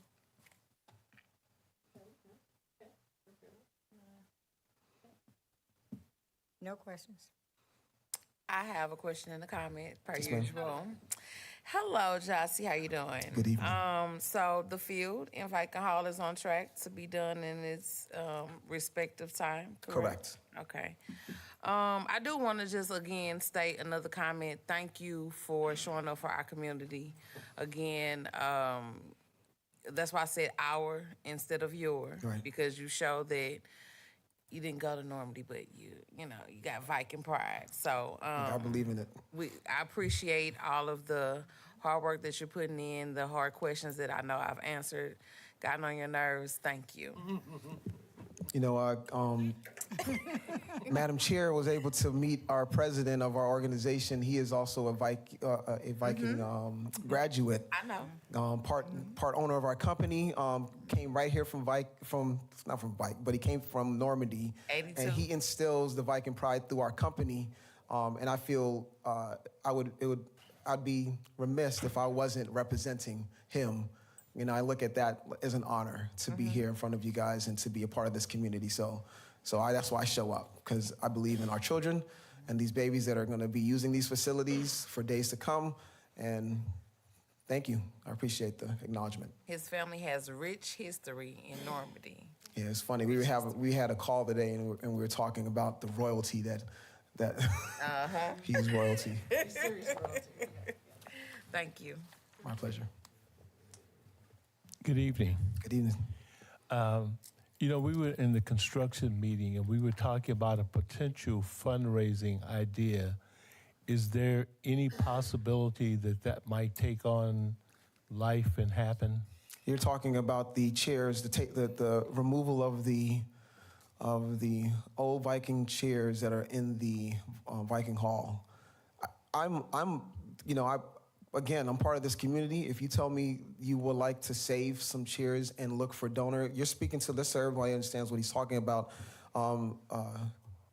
He asked for an opportunity for alumni to purchase some of the old chairs as an opportunity for them to give a donation to the school and have a chair as a memorandum as they're taking them out. So we are going to look at possibly saving some. That timeline is short because I'd like to get things done. So as those tables and chairs are being taken out, if we're going to save some, I'm going to need to have to identify where to put them. So if that's an initiative that the school wants to undertake, I'm absolutely completely on board in that. Now, what I'll do is I'll continue to maintain communication on when that's going to happen so that we can be in alignment if that's going to happen, if that makes any sense. So I'm open to it. Yeah, because I think a lot of times when those kind of fundraising activities happen, chairs are usually sold at least in a pair. So people will buy. So I guess if we decide to do that, I guess Dr. Triplett, if there's a way to generate revenue for either the athletic program, we'd like to call that cat out. Because I guess I missed the joke. It's okay. Because at the time we talked about it, I know that other folks have used those as fundraising ideas because I gave an example when they got rid of the old ballpark. They had like the lounge and stuff in the top area. There's a business place over on Market Street that actually sold the chairs because I actually have four of those chairs in my basement in what my wife calls her kitchenette, which is a bar. But those came from the old Busch Stadium. So I know that with the level of Viking pride that we have, I think if we could establish, what the asking price would be for the chairs, if we quickly communicate to folks and say, hey, this is going to be something, it's going to be a quick turnaround. If you're interested, let us know. Because at this point, I was thinking maybe the money could be donated back to the athletic program. It could go to the Normandy Education Foundation. It could go to a number of other places. But I just thought we didn't want to miss a good opportunity to raise money. Yeah, and one of the things you can also look at is probably a consignment where you sell the chairs to a local, someone local that may want to sell the chairs. On our behalf. On our behalf. Yeah. So we could look into that. Any other questions? I just had one last thing, and that is on the buildings and grounds assessment that you're doing, we want to make sure we add that one structure that we talked about that was. Yes. In that absolutely. In all facilities that you identify as a priority will be added to the master plan. Okay. So yes. Okay. Perfect. Okay. Madam Chair is talking about the facility on the football field. There's one building, just to be clear with everyone, because I like clarity. There's going to be a building that will not be touched. It's the old concession stand that has a restroom in it. Mm-hmm. There's nothing that's being planned on as currently right now. Everything that's being planned, I've shown it on a plan, but that particular facility, I think it's on the right. If you're going towards a parking lot, it's on the right-hand side. Yeah. Yeah. Okay. Anybody else have any other questions? Okay, all right, we're gonna thank you very much, and thank you for allowing us to come and visit your facility. It was very, very, very enlightening. Beautiful facility, and I'm really happy that you're welcoming some of our students to come see you. Absolutely. Thank you. Next, we have item 6.06, safety and security. Mr. Campbell?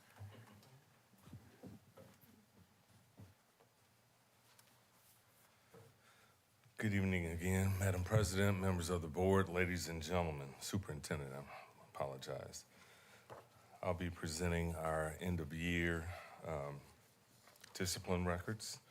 This aligns with Board Policy EB, safety programs, and Superintendent's goal number 2, focus area, culture and climate, specifically performance indicator for E, which calls for fostering a culture of support and respect among students, staff, families, and the broader community. What we got?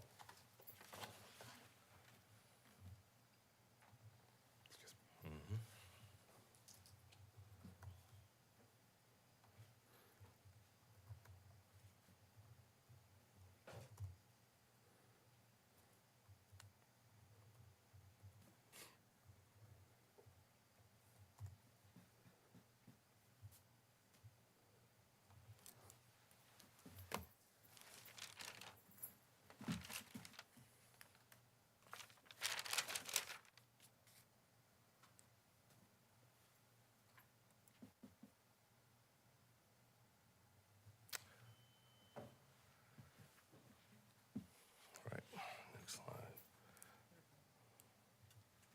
So what you have before you is the comparison between last year's data and this year's data for the entire school year. As you can see, last year we had out-of-school suspensions 1,493. This year is 307, which is an 82% decrease in out-of-school suspensions for the entire year. Next, you have the long-term suspensions, which last year we had 9, this year we have 19, which is a 111% increase. Those are due to interventions coming in and identifying our students that we would like to have contingency plans for. And then we had the expulsions. Last year we had 30, this year we had 16.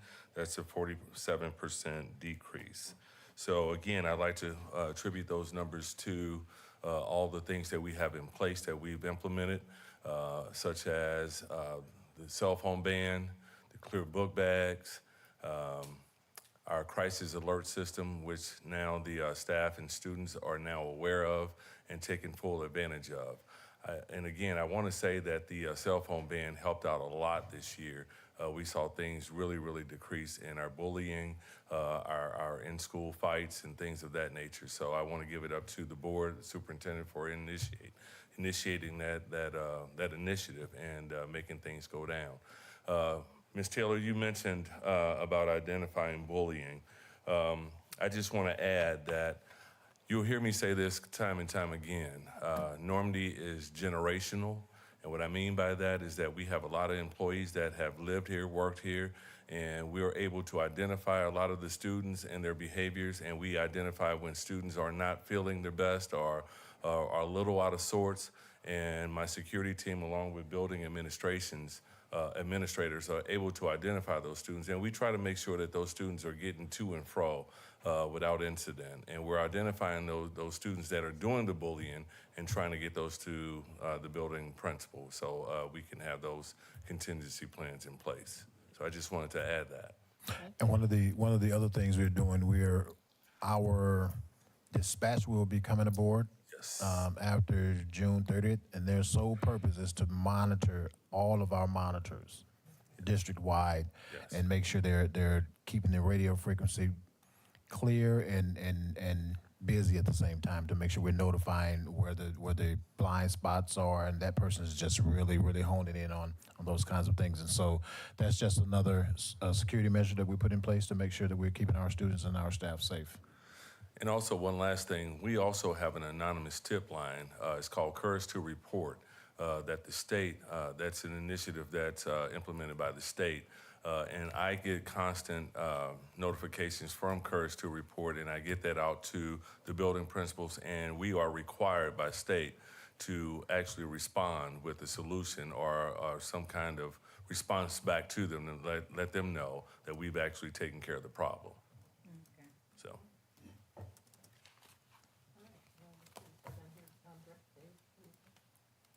I do not, thank you.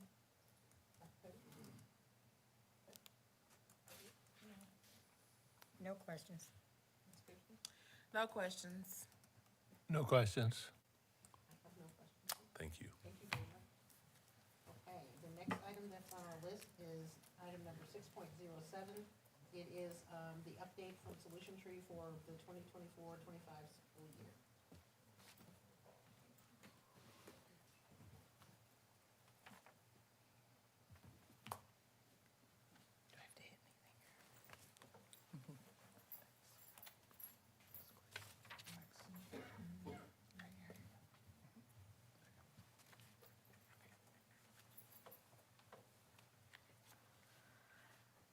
Good evening, Board President Roberts, Dr. Triplett, members of the Governing Board, Normandy staff, and community. It is a pleasure to be here tonight to share the progress of Normandy schools and the priority schools in a PLC at Work project through Solution Tree.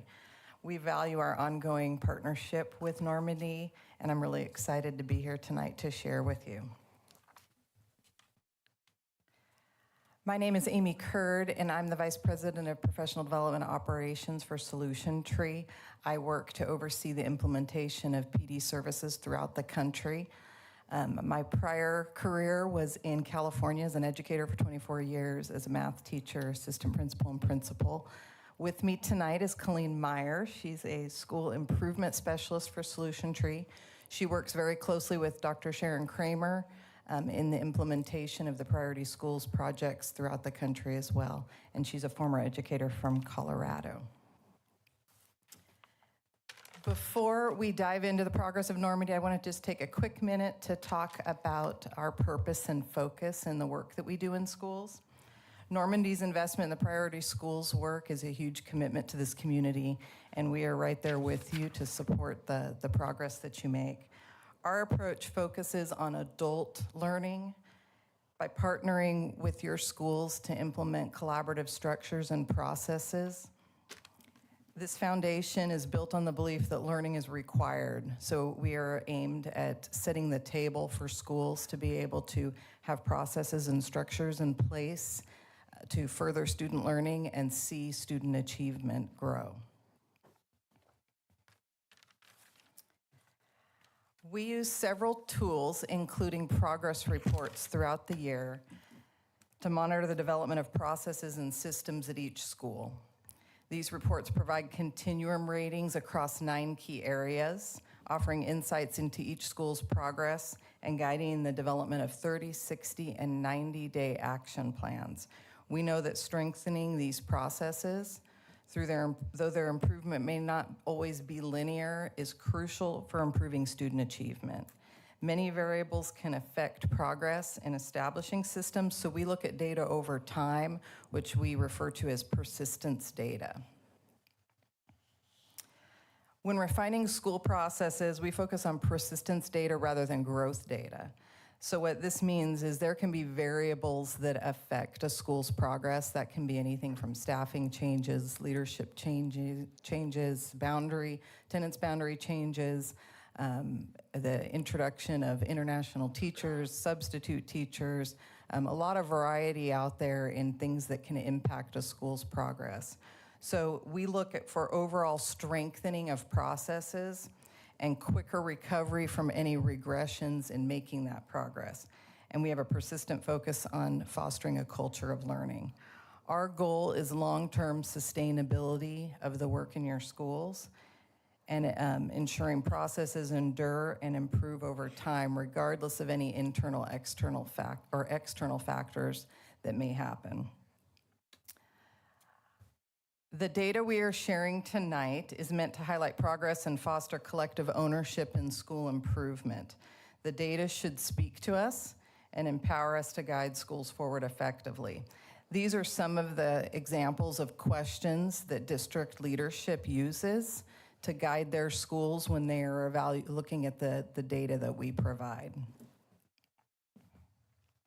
So we have 9 continuums, and I'm going to go through these a little quickly. They are in the report that we also provided, but we're just going to take a quick look at these. This is what we use to monitor progress in the work of the adults in the building.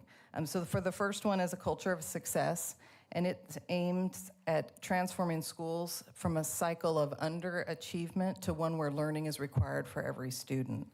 By establishing processes that foster high expectations and a belief in universal success, schools can achieve the results they desire and deserve. Another continuum that we work with schools on is collaborative structures, and this continuum measures a school's advancement in becoming a professional learning community that is rooted in the 3 big ideas of a PLC at work, which is a focus on learning, a focus on collaboration, and a focus on results. These structures are essential for creating collaborative teams in schools, which serve as the engines that drive school-wide improvement.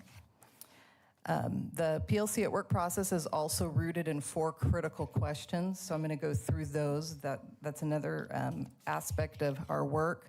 We work with collaborative teams to foster their growth in working on these critical questions as they look at student learning. So the first one is, what do we want students to know and be able to do? And this is the first critical question, and it's focused on high expectations of learning for all students. Critical question 2 is, well, if you know what you want them to learn, how are you going to know they learned it? So this is about establishing assessments, common assessments, collaboratively developed assessments, quick check-ins with students to see if they are indeed learning what teams have established as being essential. And once you have your assessments, you should be analyzing the data and then going to critical question 3, which is, what are we going to do if students aren't getting it? How are we going to intervene? What are we going to provide for them? How are we going to have structured, targeted, timely interventions that meet the needs of students that didn't learn what was expected of them based on those common assessments? And then critical question 4, this is the one that is often tougher for teams to get in place, is what do you do if students already know it?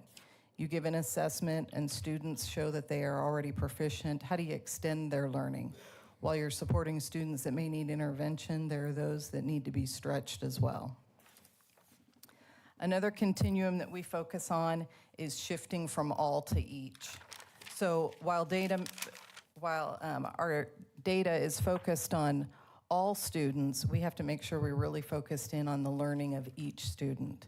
And so this continuum is used to evaluate any process, structure, schedule that's in a campus to determine if it's meeting the needs of each student. And that can be everything from grouping in classrooms, to the way interventions are structured, to schedules, to anything that affects students, getting down to what are you learning what do we want students to be learning, and are we reaching each student by student, target by target. The next one that we focus on is leadership for learning. This acknowledges that principals, no matter how skilled they are, cannot drive school improvement alone. So our coaches work with principals to establish a guiding coalition, or sometimes it's called a leadership team, and that guiding coalition acts as the arms and the legs of the PLC at Work framework, building staff capacity to lead and monitor implementation and ensuring critical elements like protected team time, creating common assessments, analyzing data. They serve as that other source of leadership on campus that's driving the work forward. And then we have engaging students in their own learning. This one focuses on deeply engaging students as active partners in their learning. Students are the ones sitting at the table taking a test. So how do we get them to have a voice in their learning? How do we foster their self-reflection? How do we make sure they know what they're expected to do and how they're doing in it? This is a very crucial element, and it's often overlooked, but it is very essential for truly improving results. The coaches work with principals to establish ratings in all of those continuums throughout the year and address where they're at, how are you making progress in the processes on your campus. And 2 times a year, we document their current ratings in a progress report. So we do one at the beginning of the year and we do one at the end of the year. So we're going to look at the schools and their progress over the 2 years that we've been working with Normandy Schools to see how they've progressed in that time. Before I do that, I want to just go quickly through the ratings. So they're color-coded on here. Level 0 is considered, we don't have evidence of it, we're not seeing it yet. 1, beginning, 2, attempting, 3, we're intentionally practicing. That's what we're really aiming for. Are you intentionally practicing and getting these processes rooted in your schools? Level 4 is embracing. This is the toughest one to reach because it really means it's rooted in your schools. No matter what changes take place, those processes are going to hold fast. And this can take years. It's the goal, but that's that level 4. But for intentionally practicing, we're really trying to get everything to be routine and it's being embraced by the staff. Okay, this is a sample. So this is not a Normandy school, but just for the sake of seeing what you're going to see for each school, this shows the elements that were on all of those charts. There's a rating given on the progress report, and this shows the % of those elements that are in each of those levels. So this is showing everything from red in that very first to towards the end, they're starting to show some blue. This shows a really good growth trajectory because you can see the green and the blue are starting to increase more, and your red and your orange is over time starting to drop.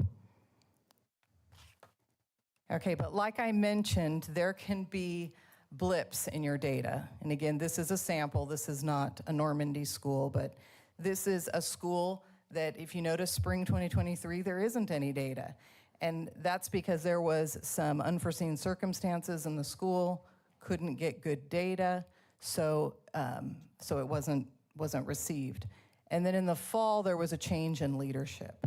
So there was some regression there in the progress on these processes. But because they had processes in place and they were working on it, there was a quicker recovery when the spring and the fall. They're not going all the way back to what they were in fall 2022, where there was a lot of things that weren't evident. So things are moving a little bit quicker back in the right direction. So this can happen, but the idea with persistence data is that you're recovering faster because of the processes that are in place. Okay. We're going to move to Normandy schools now. So we're going to start with, so just again, we've done a progress report at the beginning of this year, end of year, but you're also going to see the progress report data from year 1, which went back to the fall of 2023. So we're going to start with the Early Learning Center. Normandy Early Learning Center, you can see, demonstrates significant growth in its trajectory. They're reflecting successful persistence data. A highlight of their success is their consistent school walkthroughs with targeted staff feedback and dedicated efforts to unpacking standards for deep understanding. Their next steps is to implement a consistent enrichment plan to provide ongoing extension opportunities.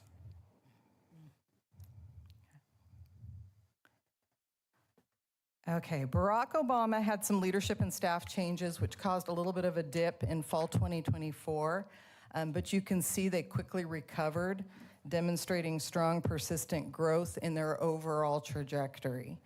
A key factor in their success is the implementation of an electronic iReady data wall used with an analysis protocol to inform student-specific action plans. Moving forward, their guiding coalition will focus on supporting new staff in navigating school systems.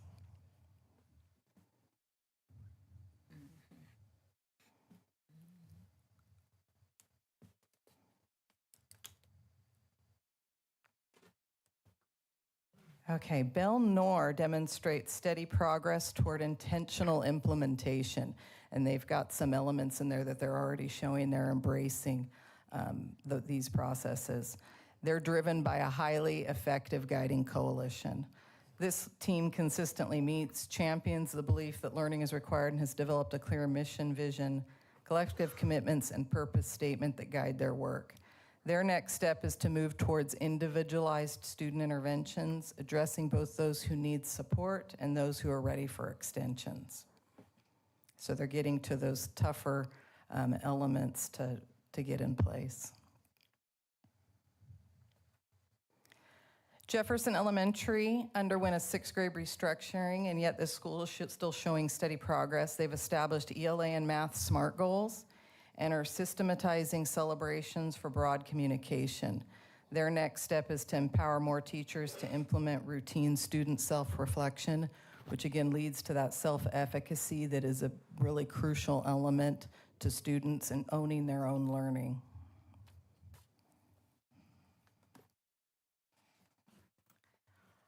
Washington Elementary experienced a temporary regression in progress due to the late arrival of international teachers in October. However, their established systems prevented a complete return to earlier stages. So again, we want to avoid the regression going all the way back to the beginning.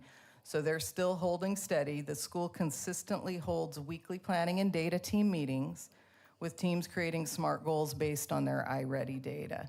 The current focus is ensuring all new staff members fully understand and consistently practice those well-established systems that they have in place.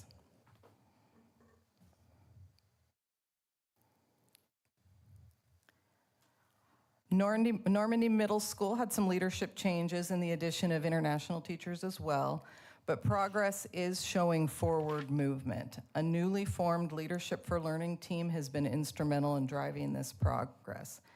They have a built-in intervention time, but they are working to maximize the impact of that with consistent planning, reflection, and fidelity to the work.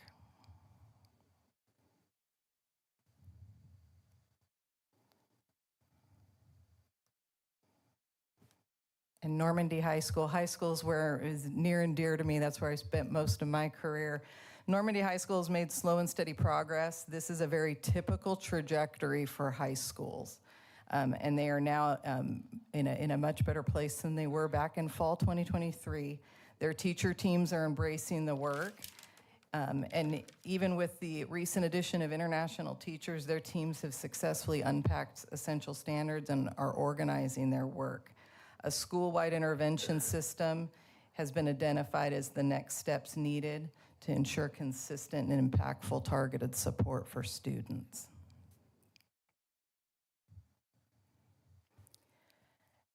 As we are now moving into year 3, Solution Tree coaches will continue to work with principals to maintain this positive momentum in the processes so schools are poised to sustain the work in future years on their own.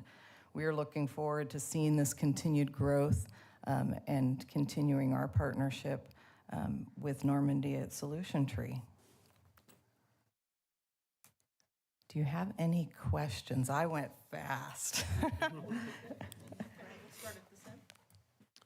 Good evening. Thank you for the presentation. Oh, you're welcome. You were mentioning at Barack Obama that part of their success was the use of a digital data wall. Are the other elementary schools using a similar tool? And if not, why not? So every school, when they engage in this work, the coaches work with the principals to identify where they are and where they're headed, and including action plans. And so some schools start engaging in those kinds of things like data walls, maybe a little bit quicker than others. This is where sharing information across schools is very helpful. If something is very successful at a school, identifying that and spreading it, having teachers share with one another, so that I can't necessarily speak to why other schools haven't yet done it. It might not be a place where they're at yet to put that in place, but it's certainly something to celebrate that Barack Obama is doing that, and have other schools check it out.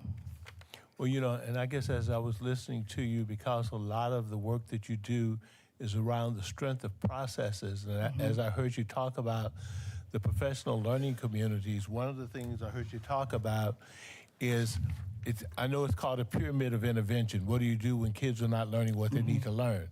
And so what I'm trying to do is find the correlation between the work that you're doing and the number of children across the district that we find that are in categories that are basic and below. I know from these metrics, they're showing growth, but I'm trying to figure out, we have whole bodies of kids that are not quite where they need to be, and I'm like, how do we jumpstart the system, to really push, because you can't raise the ceiling unless you raise the floor first. And so I'm trying to figure out, what are we doing to raise the floor to get more kids academically proficient? So the Priority Schools in a PLC at Work is designed to get teachers focused on working together to identify those needs. And that's where those processes come into place. Having teachers collaborate, spend time looking at what we want students to learn, how are we going to know they're going to learn it, and establishing that as a staff so that they're looking at their students and identifying them. We don't necessarily, we're not the ones in the classroom teaching the kids, so we don't do that piece of it, but we're trying to empower teachers in how they can, principals, how do you get things in place to better meet the needs of those students? And that's where those processes and all of those continuums are aimed at. Are you collaborating? Are you focused on assessing students so you can figure out exactly what they don't know and work together to intervene and reach that? Are you sharing strategies that you see work or don't work based on what you're gathering, and then building upon that so that students get the advantage of, if a teacher is very successful at getting students to learn something, the teachers are sharing with one another to get that spread to other students in a grade level or a content area.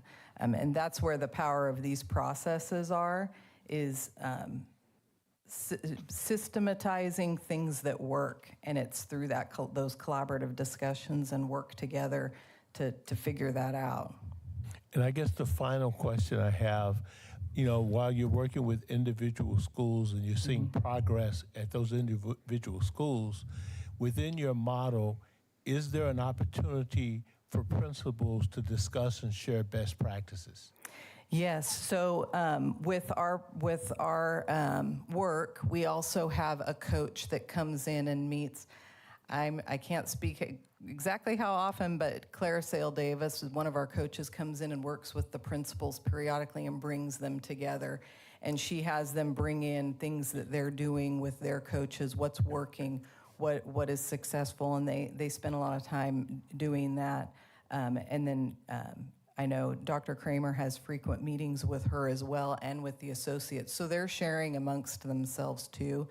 But that time for principals to come together and work with a coach that is helping them see what the work that they're all doing with their individual coaches and sharing that is really powerful. I know she has them bring in name it and claim. She does all kinds of things with them to have them bring in strategies that they're doing with their schools. Okay, thank you. Hello. Thank you for presenting with us today. I have a few questions. You stated that you, and I forgot her name. Colleen. Yes. Have either one of you all worked with any of the admin teachers, principals in the district? So with any of? The admin teachers, principals in the district?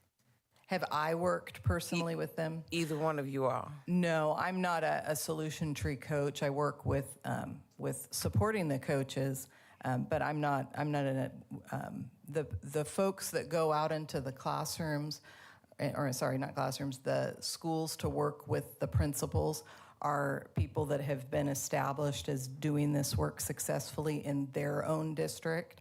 So any coach that works in the schools has implemented this work successfully in a school of their own and turned their school around. So I help them coordinate and prepare and get them out into the schools with you, but I am not myself coming in and working with your schools. I'd love to, but I don't have that full background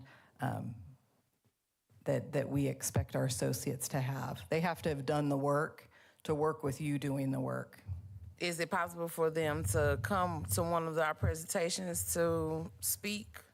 Well, you know, Dr. Kramer wanted to be here tonight. She just had another engagement, so I'm presenting on her behalf.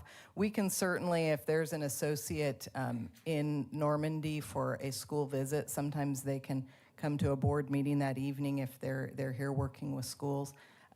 Being in June, we didn't have any associates here. The school here is over, and so they're not currently working with your schools with school out. But we can certainly look in the future if there's a board meeting and we have some associates that are here, we can have them share. And I know Dr. Kramer would love to be here. She just couldn't be here tonight. Okay. My next question is, what was the outcome of the guiding coalitions between the schools? Was there any conflict? Did you have any issues with any of that? I am unaware, that would be something that principals would be aware of. Guiding coalitions, typically principals work to identify people to be a part of a guiding coalition, and it can be, that's the process they come up with. I had a guiding coalition in my school back in the day, and it's every principal determining who is involved. A lot of times it's your collaborative team leads. So if you have a first grade collaborative team and a second grade collaborative teams, it tends to be the lead from each of those teams being on the guiding coalition so that there's representatives from the teams that are doing the work, and then the guiding coalition is working to further that work and keep it going. But I can't speak to how the guiding coalitions were necessarily formed at each school. That the principals work on that and are heavily involved in that decision making. More of my questions are based on our school district. So I guess those questions would be better for Dr. Kramer. I'm aware what a guiding coalition team is, but I basically had questions about things that are going on in our school district. So hopefully we can get Dr. Kramer here in our next presentation and we can ask her the questions. Thank you. You're welcome. Good evening. Thank you for the presentation. I don't have any questions, but I do want to make a statement. And I believe this is the second time that we have had representatives come from Solution Tree. And the question is, we keep asking for those that are actually coming in and meeting with the principals and giving us some information, because the presentation, it's very informative. But we, like Director Pearson said, a lot of times we want to have ask questions, and we have personal questions regarding as far as the collaboration that they have, how they're interacting, how the information is really being, inputted. So just want to put it out there that next time we would love to have someone here. If it's not Dr. Kramer, maybe some of the coaches that come in, we'd like to have them come to these presentations so we can ask those questions. Thank you.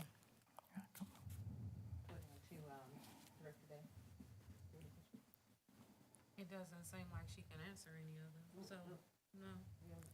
I've had plenty of questions, but they're specific to our district.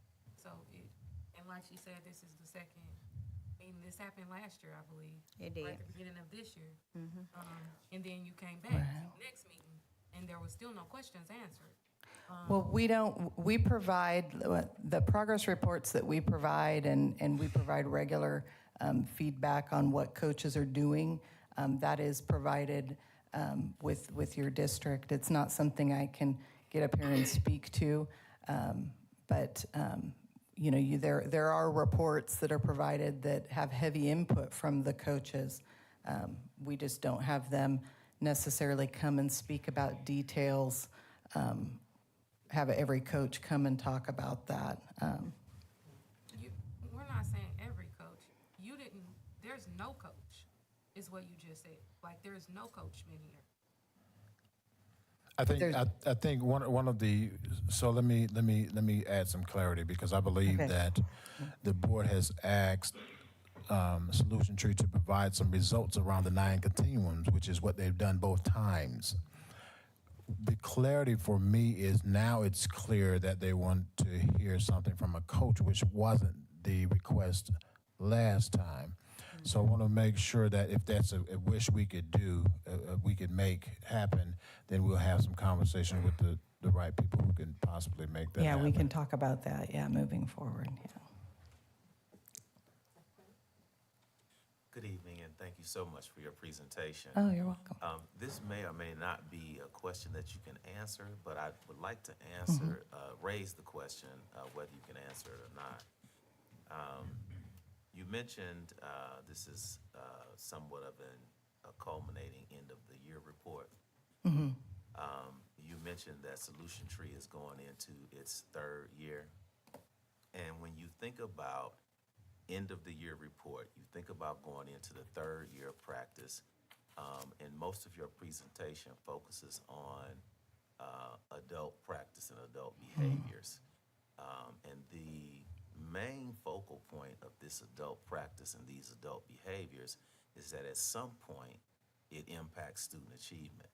And so I'm wondering, are there any specific data points as it relates to student achievement that could be shared that would show a significant improvement in either reading or math as a result and as an impact of Solution Tree being a partner in our district?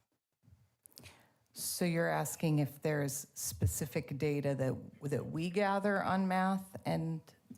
I'm sorry, let me clarify. Okay. Your presentation didn't focus on student achievement at all. And I think that I understand the presentation, and I thank you for the presentation, but the whole point of all of what you discussed is that at some point, it positively impacts student achievement in either reading or math. And I'm wondering, when do we get to that discussion? So we don't share the actual data with you because that's often, we don't have access to that data, but our coaches do work with principals to regularly look at achievement data as well as they're working through these processes. So it's very much a part of what they're doing. It's just not something we report as a Solution Tree. We work on the processes and getting things in place so that there's sustainable focus on student learning, and schools and principals and collaborative teams and guiding coalitions, they are all working towards what they need to do to impact student achievement. So there's, over time, if you have strong processes and systems in place, you will see increased student achievement, and these are the processes that we found lead to that student achievement. But it takes time for those processes to get solidified and become intentional in a school. So as we work with schools to get them to that point, the goal is that they get all of that in place and they're sustaining that work on their own, and they've got, they're addressing student learning, they're building assessments, they're doing interventions, and they're doing that as a collaborative team. We're just guiding them to get those processes in place so that they can carry on and keep increasing student achievement over time. Thank you. I don't want to belabor the point, but I do want to just be frank and say, yes, I understand implementing the processes. I understand making sure that systems and structures are in place. But at some point, when you implement systems and structures, when you make sure processes are in place, you then look at student performance data to determine what the actual result is based on those systems and processes being in place. And so not hearing some reference to student achievement is quite concerning, especially when we talk about an end of the year report and we're talking about going into the 3rd year of this partnership. So let me ask a question. So I understand exactly what you're saying, but my question then becomes, it sounds like the data that you have is only on the coach end and the working with the teachers end, which we understand. Right. So then my question to you is, in other districts perhaps, okay, how are you then showing that correlation, between what the coaches, have taught and what the instructors are doing, and then the actual outcomes? I mean, how do we, what reporting are you using to look at that? And then a second part of that also is, as we have turnover in our schools, how does that impact how we're doing? Because I heard you say that there were some shifts in the building and things like that. Right, So how right. does that impact? So those are the two questions that I would have. The two questions. So for the achievement data, we work very closely with the schools and the principals, and we have coaches working with grade levels to analyze data and determine if students are learning. And they're working, so they are working, we're very much invested in schools improving achievement.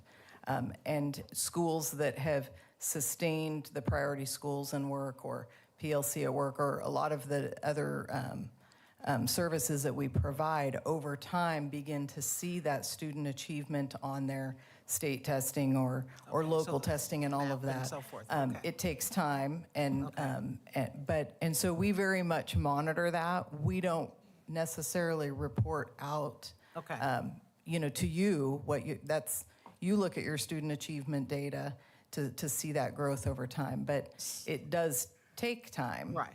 Because processes take time. And your other question about if Turnover and such, people yeah. leave and turnover, that's where systems and processes becomes really crucial to be intentionally practicing. If those processes become the way you do business, Right. this is how we operate. It doesn't matter who the person at the helm is. It doesn't matter who the third grade collaborative lead is. If they leave, it's those practices are so rooted that someone new comes in and gets up to speed and starts working. And that's where you saw some quicker recovery in schools that maybe did have that because they had some processes in place, maybe not intentionally deeply rooted yet, but they had some where they started bringing along those teachers. I saw that in my own school. I was a principal, and I got a lot of processes and procedures in place. And when I left, business carried on, even when a new principal went in, because the school itself kept things going. Well, this is how we do business. This is what we provide intervention. We have an intervention time. We collaborate every Wednesday. And so it didn't matter who was at the helm. The school was so rooted in those practices that they carried it forward. So that's what you want to see. And right now, when things are still not fully embraced in schools, because it takes time, you might see a little regression, but you want to see the quick recovery back because they've got things in place that help them get new staff up to speed, or things get rolling a little faster. Thank you. Thank you for the explanation that you just gave. But my question is, what is the data that's going to show us student achievement? From Solution Tree? From Solution Tree, where can we find the data that shows us that the processes and practices that you're putting in place has an effect on our students' academic success? What data is that? Is that iReady? Is that what you're saying, that where we can see the data? So our coaches work with schools to dig into data on any kind of assessments they're giving. Okay, so what data is that? It could be common assessments that collaborative teams develop. It could be iReady data. It could be district assessments that are created. But we don't collect that data from them. They work with the schools. So your collaborative teams should be able to, over time, say, this is the data we're collecting on our students, and we know if they're achieving or not. Got it. Yeah. We help them do that, but they're the ones that are collecting the data and analyzing it. I don't really have a question, but I do have a comment, and that is, I got the privilege of sitting. Oh, okay. I got the privilege of sitting in at Belnor School and watching Principal West do his guided coalition meeting. And for those in the audience, it was masterful. It really was. And you could see him instructing and helping to guide the educators, as well as them helping each other, as well as them talking about the challenges that they were having and what they needed to do to address the challenge. And so it was really very, very good to watch, because you could see the process and you could see the kinds of questioning he was using and so forth. So, I hadn't seen it in action, and so I got to see it in action, and that definitely, makes sense. And if you brought a new person in, that makes sense that they would be able to see the process. So thank you for that. Oh, you're welcome. Other questions? I just have one comment. To me, the presentation seems repetitive. It seems to be, yes, you're giving us an update, but if we could have a representative that comes to just give us, an update that actually works with the teachers and the admin, that would be great. Or even Dr. Kramer, if she can answer those questions, because it's like we're at a standstill. It's like we're not really getting the information that we need. Thank you. Anyone else? Okay. Thank you very much for sharing the data. And we'll work with Dr. Triplett and you to, see what we can do to, make sure that we get some of the other questions addressed as well. Okay? All right. Appreciate you. Thank you. Thank you. All right. The next item on the agenda is number 6.08, which is our staffing update. And I think, Ms. Gilliard, you're up on this one?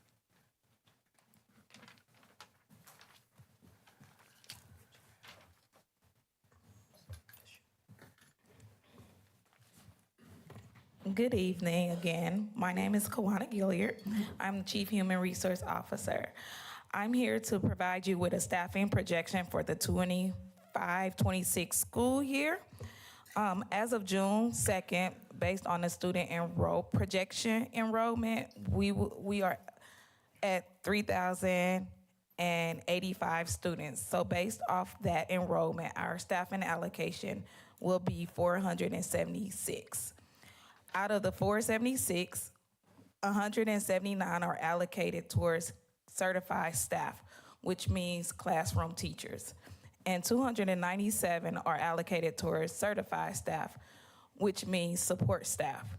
As of June 2nd, 2025, we currently have 155.5 certified positions filled. And we also have 279 classified positions filled.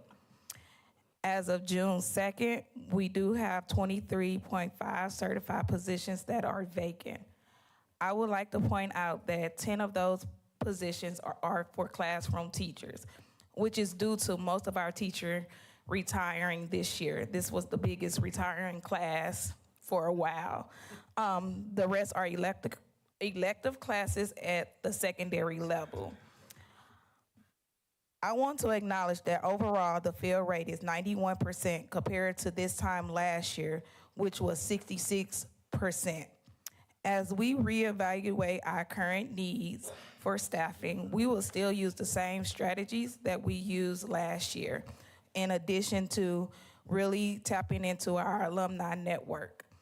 And so that means working closely with the Normandy Alumni Association to help with fulfilling our coaching positions and any electives or classroom teachers we may have. That's it. Thank you. We're trying I'm trying to display there's a report that we put on board docs so that you guys can see the actual numbers. And I'm not sure why they didn't put it up, but it should be up there on the screen so you all can see that. So I would like to take a second or two so that that document can be pulled up. It's in board docs, gentlemen. You got it? Oh, there you go.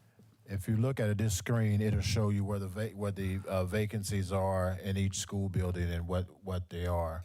So this is an important document, because if you know somebody, and Mayor McGee, I don't even want you taking a picture. We'll see the document, so you'll make sure if you know anybody who's looking for teachers, we absolutely are welcoming all able bodies who fit the descriptions here to apply for our positions. Mayors will definitely make sure the 24-1 gets gets a copy of this document, so you know exactly what we do when we start. I know. You know I know. You know I know. Just for clarity, should they send it to Rosa Parks so she can send it to everybody? Okay. That's the intergovernmental person? Yes. Okay. I'll give it, see you then. Okay. Questions?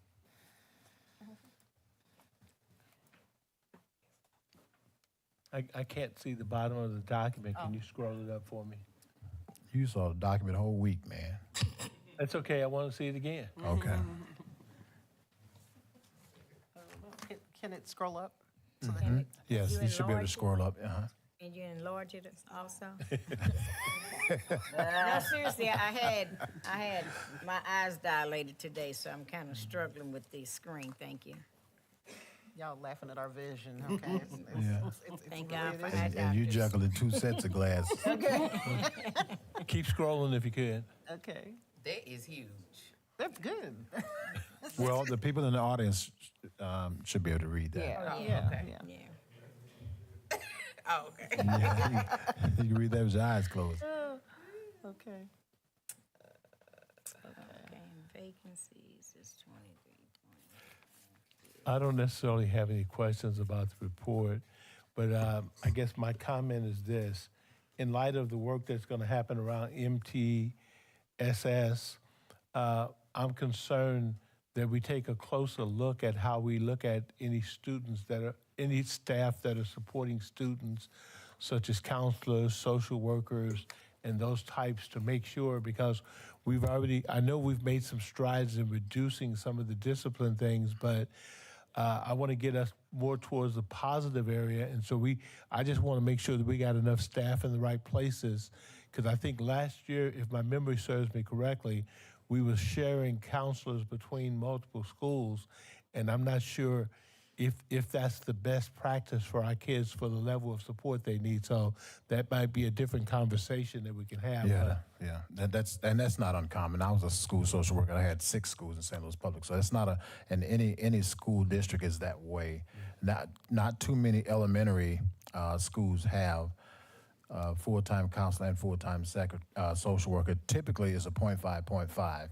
Your middle schools and your high schools really are the entities that have full-time social workers and counselors. However, I don't have a problem with revisiting the conversation. Yeah, because we do have some challenges. But the key behind that is that our schools also have interventionists, which is what other school districts don't have, and walk-in counselors and those kinds of things, and MTSS workers and all those kinds of other support. So those things kind of offset those kinds of positions. So we do have additional support for our students, just not in terms of what you think traditionally counselors and social workers in the schools. Yeah, and I appreciate that, but I also know that as we have that conversation around SEL support for students, we have to ask ourselves, when we look at walking counselors and those other places, do we have enough of those in the right places? Because I know that I'm just reflecting back on some data from a couple board meetings ago. I know that we were having some challenges on the middle school buses, and I don't know how we're staffing that differently to be able to address that. So yes, that is a conversation we probably need to have, because all of that helps to shape school culture. And I just want to make sure that we're being very intentional about how we look at that. But we can do that at a different time. Thank you. My question is, what is PLTW? Project Lead the Way. Oh, okay. Look, I need a dictionary for abbreviations. Okay, I'm sorry. That's all I had. Thank you. No questions. Okay. I'll jump down to Director Dan. I have a question. How many staff members retired? About 13? Yeah. Yeah, about 13. Thank you. Dr. Penn? Thank you for your presentation. You're welcome.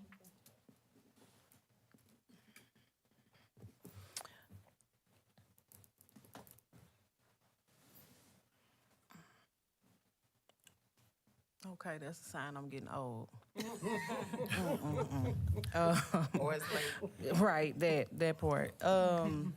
No, how many, well, no, when the update for this, when was this last updated, this report? As of June 2nd, last week. Okay. So, yeah. I thought that's what you said, but I wanted to clarify. Okay, thank you. Okay. You're welcome. I've got a question, and I don't know exactly where it falls, but one of the things that we had talked about was our English language learners. Are we staffed per state requirements for English language learners? So there's no state requirement for that. However, we did, I think we hired 2 additional people, so the district has about 3 or 4. We have 4. 4. Four teachers that focus on those. Okay.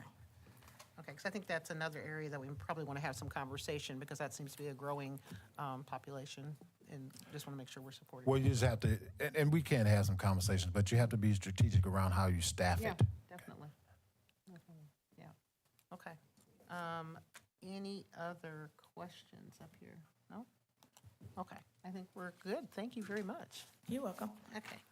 All right, the last item under section 6 is workman compensation report for 24-25 school year. That was a lot of items. And we ain't done yet. Oh, my God. Oh, we're gonna go fast, we're gonna go fast. Good evening, President Milton Roberts, Vice President Edwards, to all of the other Joint Executive Governing Board members, to our Superintendent, Dr. Triplett. I am Andrea Turner, your Benefits Coordinator and Coordinator for your Work Comp Program. And on this evening, I have an opportunity to introduce to you our district assigned representative from Gallagher Bassett, Ms. Stephanie German, who's going to provide a presentation regarding our work comp activity, our driving factors, and we'll be looking at some data that affects our MOD ratings. So she has a presentation for you on this evening, and then we'll save questions for later. Thank you for your time. Thank you. Thank you, and good evening. It's an honor to be here with you guys tonight. I love how much passion your district has for your students, because I carry that through my work for all Missouri students. I am got the pleasure of working with 497 school districts throughout the state of Missouri, with you guys being top on my list right now. Unfortunately, you're top on my list for a not great reason, and that's because of your mod rating. If you want to go ahead, just click it. This one?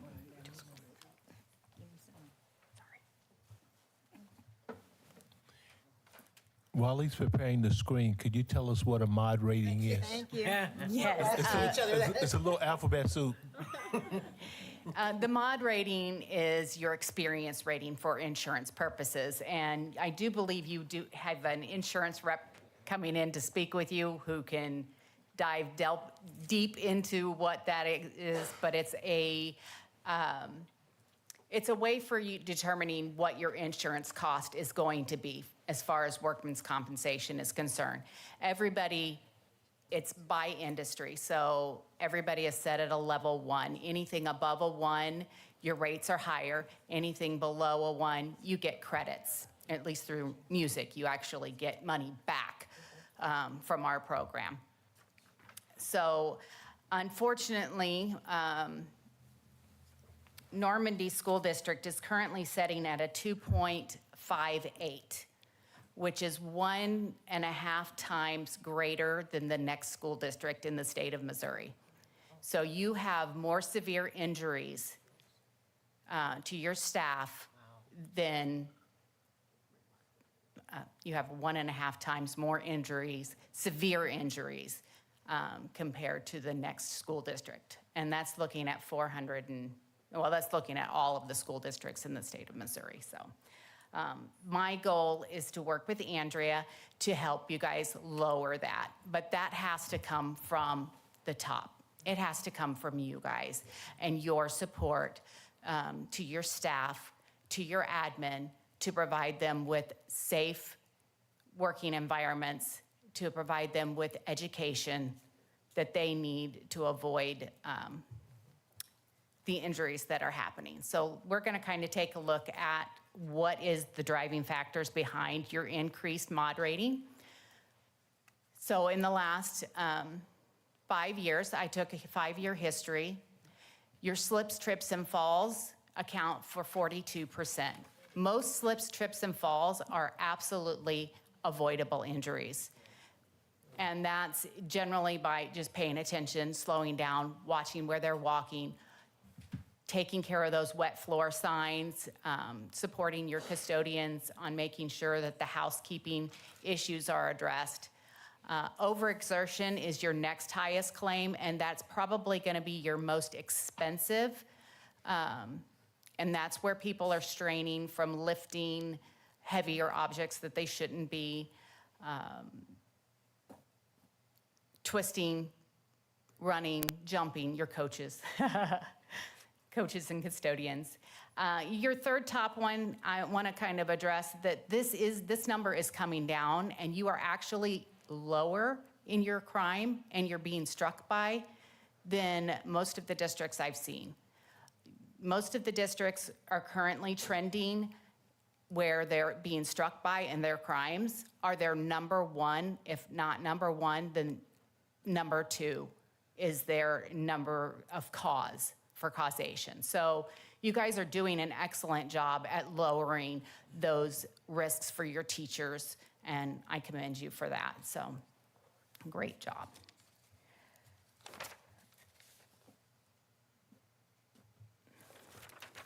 So kind of break it down a little bit by cost per claim, so you can see that your teachers have cost $1.4 million has been spent on injuries in 2024.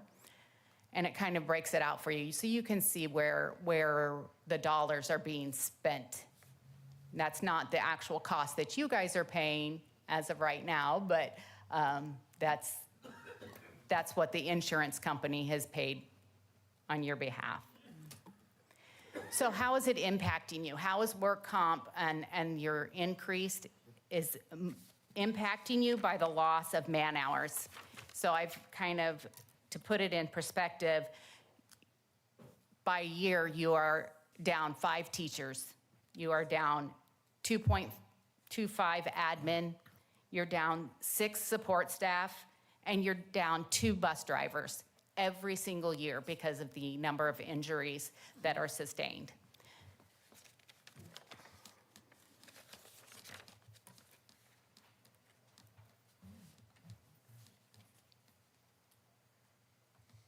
There we go. This breaks down how many days are actually lost by year and what the cause is. So overall, your slips, trips, and falls, you've lost 839 days of full-time staffing from the slips, trips, and falls. And like I said, those are avoidable accidents through education and setting forth a culture of safety first, which you guys are really good at putting out that culture and driving that. I can see that through the presentations today. So my recommendations, again, are going to be starting with you guys, putting forth your recommendations on what you can do to improve safety. See something, say something, do something. That is in my mindset, that's the culture that needs to be stressed to every employee within the district. They need to be empowered and need to feel supported that if they do say something, that something's going to be acted upon it. If there is a broken sidewalk that is continuously causing issues, let's get it fixed. And that's where you guys come in, because you have the purse strings to do those things. Safety committee. It is a must for this district. You really need to institute a safety committee. And that needs to be cross-departmental, not just teacher. You need to involve your teachers, your custodian, your safety, your nurses. Somebody from every department needs to be part of that committee so voices are being heard.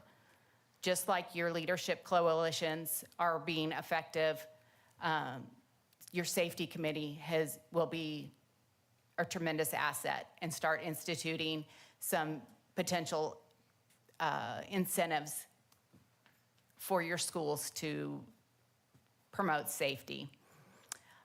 Create a return to work program. I believe Andrea has started on this process, and I will continue to work with her on the return to work program along with the human resource, Ms. Gillum, on that. So those will be instrumental on making sure that we cut the number of lost days down by supporting them and returning them to work as quickly as possible. And then finally, educating staff. It's going to start on day one. It needs to be part of your new hire orientation, that safety is taken seriously here and that they need to step up and take responsibility for themselves, for their coworkers. Let them know that every injury affects themselves, their coworkers, and most of all, the students. For every dollar spent or wasted on a fraudulent claim or an avoidable accident, that is $1 taken away from our students and from their payroll. So if you start driving for that culture and that mindset for them, you will start to see some improvement. At the current rate of your numbers for 2025, you're looking at your mod rating going up to a 3. So this is why I'm here to appeal to you guys, to stress to you the importance of taking safety seriously and putting things into place that can improve that number. So those dollars aren't being wasted on an insurance company and are being put back to our students who desperately need those. They are our future, so they really put the money there instead. Do I have any questions? Well, first of all, thank you for the presentation. One of the slides you showed earlier, I think it said 42% was slip, trips, and falls. Yeah, that one. I think it would be helpful as we have these conversations if you could take us, give us a little bit more information around the types of injuries that are happening, because as you were talking, I made a note to myself, and I know we can't address it during this meeting, but I think the starting point is to identify our baseline in terms of current safety programs. Because when I look at the percentages, it doesn't give me a true sense of exactly the kind of injuries that we have, nor does it speak to the kind of safety programs we should be putting in place. So I think if we just take that one slide and give us a little bit more nuance around, of the slip, trips, and falls, there was 8 on concrete or walking upstairs, some kind of way, because it helps to target where those programs could be put in place. Yes, sir. And Andrea actually does have that data. I have provided a 5-year loss run report with all of that data broken out. And I can continue to break it out even further. I can break it down as far as you need me to break it down for you, as long as the data reported to Gallagher Bassett was provided. We can break that down for you. And I will be happy to email you a copy of that with Dr. Triplett's permission. Well, break it down to the program need level, because that way when you look at it, you'll know that if we have certain programs in place and then the data says that these things are happening, it helps to guide us in terms of what things need to be put in place. Because when I saw that one teacher number, you almost ran out of chart paper. And that's why I'm stressing the importance of your safety committee, because ultimately they would be the ones to look at that data and determine where that need is. I can make suggestions till I'm blue in the face, but it's your staff, your team that is actually visually seen and affected by these changes and by these programs. So I can say slips, trips, and falls on wet floors, that's your #1 cause right there. So hire some more custodians, get those little yellow cones out so that people aren't tripping and falling. But ultimately, it's going to fall on the custodians that are already on staff. Your team has to get behind being safe and putting those cones out. So your safety committee would be the one to discuss that and decide what processes that you would need. I can help you develop a safety team, but I can't be the safety team for you. And I guess the probably my final point would be, Madam Chair, we might want to consider more frequency of safety reporting because that which we expect gets paid attention to. And if the numbers are that high, we need to continue to monitor, continue to put programs in place until we drive the numbers down to what an industry average looks like. Because when we talk about getting up to headed towards 3%, you can put dollar signs on each of those numbers when it goes up. So my suggestion would be, let's figure out a way to monitor that on a regular basis so we can have more real-time feedback. I agree. The other thing I would ask also is, when we look at the data, we're able to assess it by location, correct? Like we know by location, and we're able to assess whether it's an inside accident or an inside slip or an outside slip, so we can kind of see also where the trends are. Okay, perfect. Okay, because I think if we can start digging into that data, that would help us. Okay, I'm sorry. Teresa, do you have a question? My question is, it stated crime. So what is the crime that's considered? A crime would be an assault against a teacher or an admin or a bus driver or anything that would be reported to a police officer. That's what a crime would be. And yeah. Thank you. You're welcome. And thank you for the presentation. So would that be the same as being struck? It would depend on the reporting that you give to Gallagher Bassett. That was okay. Usually if you're being struck by, like you were struck by a ball, or you were struck by an object of some sort, it's typically, if you were accidentally struck, it would be on how it's reported. Okay, thank you. You're welcome. Director Day? I have no questions, thank you. I have no questions, but I would like the loss runs report. Absolutely. Okay, thank you very much. Thank you. Have a great evening. All right, next up on the agenda, we go to section 7, which is items for discussion and actions. And we're going to start out with item number 7.01, which is the insurance broker renewal proposal. And we have Richard Gaines Incorporated, I think, is the agent.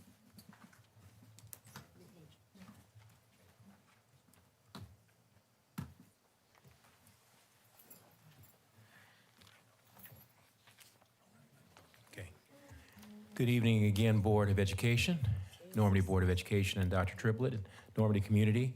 This time we're coming forward, we are asking for renewal of the 3-year renewal with our insurance broker. We've got Richard K. Gaines that has been providing services to the district for nearly 2 years now. We are, Mr. Gaines and Associates, his firm is working with our HR department, with Andrea Turner, et cetera, to help us find the best insurance programming for all of our staff. And we are at this time asking for your support in renewing this agreement. We have this 3-year term, and I think you all have had a copy of the agreement in it. It is a voidable agreement, so then either side can basically back out of the agreement with 90-day notification if we're not pleased with any of their services. It's a mutual clause that would allow us to step away from the agreement. And of course, if there's any breach in the agreement, we can immediately step away from it. But we've had a growing relationship in working with them. With Richard Gaines and Associates, it's been a working relationship that is improving. And they've been doing some positive things on behalf of the district. And again, we at this time are asking for your support in renewing this agreement. I guess I'm going to start with you. Do you have any questions? The one question I had, I know over the last school year, there were significant issues around transferring from one carrier to the other. Have those, I guess, two things. I guess one, I was a little surprised that he was not here to present to us. That's number one. But number two, have all of the issues that were brought to the table, have they been resolved? Great question there, Mr. Humphrey, Director Humphrey. We worked really over time to address all of those issues, working not only with the broker, but also with Cigna representation and also United Healthcare. And I think we were able to resolve all of those things. We brought those things forward. We even worked with the NEA as far as capturing the issues, and we tracked and we worked, had several meetings over the course of the last several months to get all of those issues resolved. That was my only question. Yeah, I'm in agreement with Mr. Humphrey. I was expecting Mr. Gaines to be here for presentation, but I would like to have some type of information that's noted that the issues that were occurring during the transition have been solved. Thank you.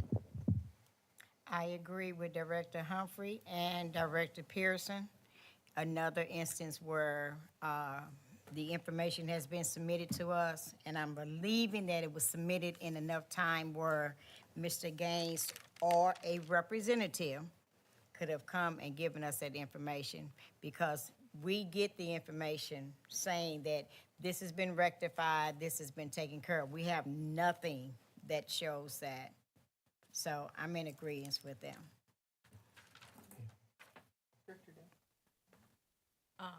So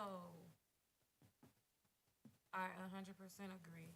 My other question was, within the presentation, there were 3 different options, but the recommendation was for 1 year. You just asked for 3 years. Well, this is actually, I think you may be thinking about the next, the Transpar agreement that we're talking about. Okay. This actually is an agreement for 3 years, 3-year term. So that was my question. Was there any resolve with the issues that were? Yes, we met with the broker in addition to the carriers, the insurance carriers, both Cigna and United Healthcare, to basically resolve all of the issues. We also met with the NEA representation with regard to any pending issues, and we went through all of those issues, captured those, and we worked through to get all of those things addressed.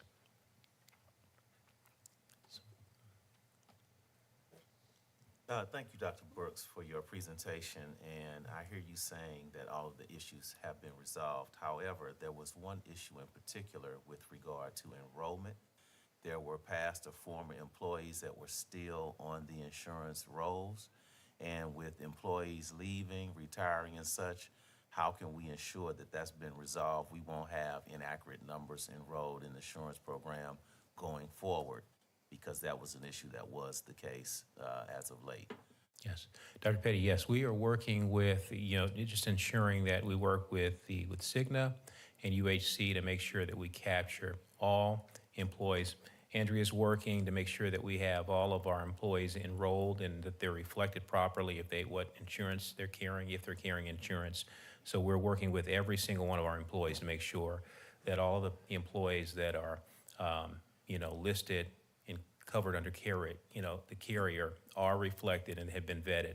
So we are trying to look at that meticulously to make sure that everyone who's supposed to be covered is covered. Those who've been termed, who have left the district, et cetera, that they are removed from the policy, et cetera. So we are trying to look at that closely to make sure that those numbers are valid. Even if it were for just a short period of time, if those enrollment numbers were inaccurate, is there a cost to the district associated with that you're aware of? There is. You're right about that. There is a cost that, is there for the district. However, we have a process where every month there is an adjustment. So basically, if we are paying claims cost, there's an audit that's done month to month. It's looked at, and if there's an adjustment that needs to be made, it's done. We get a credit, it goes back and forth. So that's something that goes on, and it's really, it's like a living process where there's change. There are maybe mistakes or something in oversight, but each period, that's a correction. We see that going on every month, month to month. So I know you said it's been resolved, but if by some chance, if there were employees that were enrolled, then we would then again incur a cost for them. We could, that's very true, and yet we would get a credit. We would expect a credit the next month. Thank you. You're welcome. My question is, I've looked over the contract, and I believe I agree with Director Humphrey, Director Pearson, Director Taylor, Director Day, and Director Petty. And also, I want to note that when he did come to do a presentation, I asked specifically for training around education for the insurance services and products and things of that nature, especially after seeing the MI rating. I would expect to see somewhere in here to address the education of that to our employees or to the administration to implement that into some type of way to rectify that rating. Is there any chance that he may be able to come and speak to the note that the previous incidents that the board is speaking about was actually rectified, and if he could possibly include the education around workman's comp and safety in our facilities? Okay, thank you for that question. We can for sure have Mr. Gaines and also his assistant, Rick Gary, come to the next meeting to address some of your questions. Now, we're talking about two separate insurance, basically, groups. That is true. So, that is true. Mr. Gaines has nothing to do with the workers' comp. That's actually under Music and Gallagher Bassett. That is true. As Stephanie's mentioned, and so that is the training. They'll be providing that. Mr. Gaines is going to be looking at the healthcare side versus, say, the workers' comp, the property, board liability. That's what Music and Gallagher Bassett addresses. But yes, we can have Mr. Gaines come forward and Mr. Gary to provide additional training on the healthcare side that would deal with, say, Cigna, UHC, et cetera. But with regard to the property and workers' comp, et cetera, we will be working with and bringing in training resources with Stephanie and others from the Gallagher Bassett and from the music side. Yeah, that is true, and I understand it. But as it relates to health, if you have a slip and fall, that affects your health and well-being, right? So that's what I'm speaking to just kind of connect those together. You see what I'm saying? That's I see I what was you're speaking saying, but workman's comp is really its own separate set. Yes, I understand. You're right, yes, okay. Any other questions? The only thing I would have is that I agree we need to heighten our, the educational pieces, okay? But also, isn't there, I'm just thinking out loud, isn't there generally some collaboration between the workman's comp side and the healthcare side? Because when they go to the doctor, don't they have to stipulate whether it's workman's comp or medical, and there's some give and take that happens? So the way that the gatekeeper, again, we have our workers' comp, so Stephanie and Andrea, if Stephanie, you want to come forward? I sure. can address that. Okay. So yes, ma'am, it is addressed. What happens is when an employee is injured, our adjusters will go in and find out who their work comp is, what medical services they've received. If they have received medical services under their private insurance when it should have been paid under workers' compensation, our adjusters will correct that.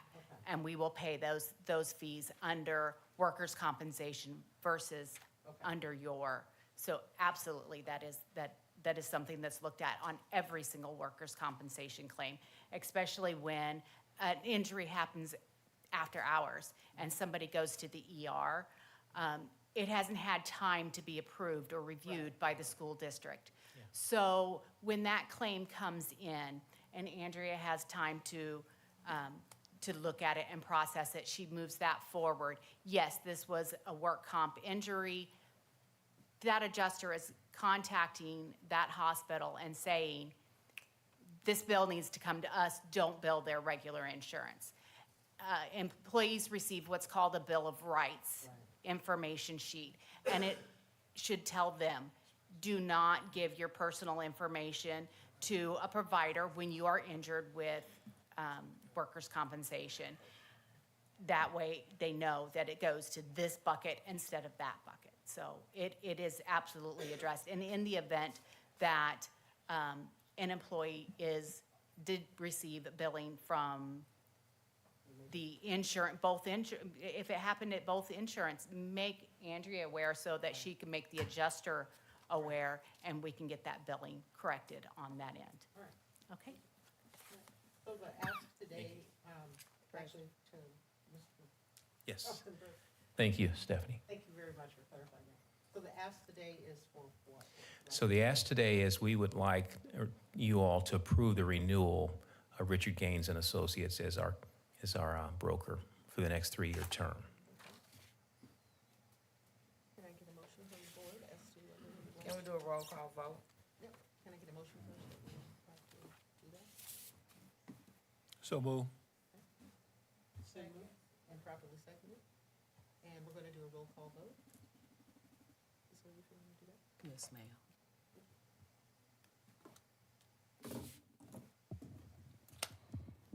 So the roll call vote on the floor is to renew the insurance broker proposal with Richards K. Gaines for 3 years.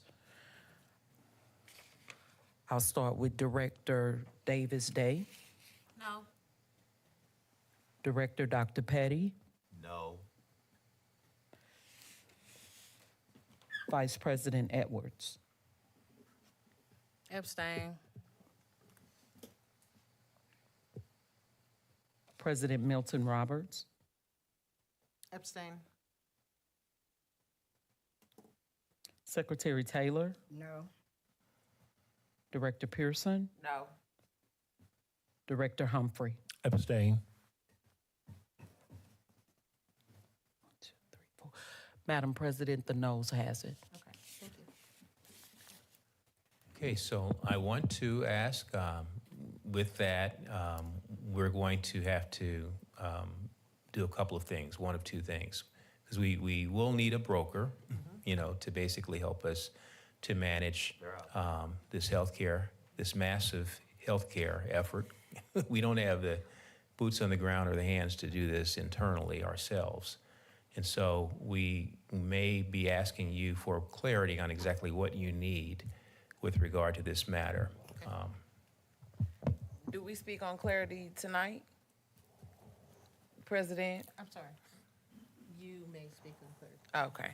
I think the clarity is more, because I initially asked the first questions and there was like yes, it's gonna happen.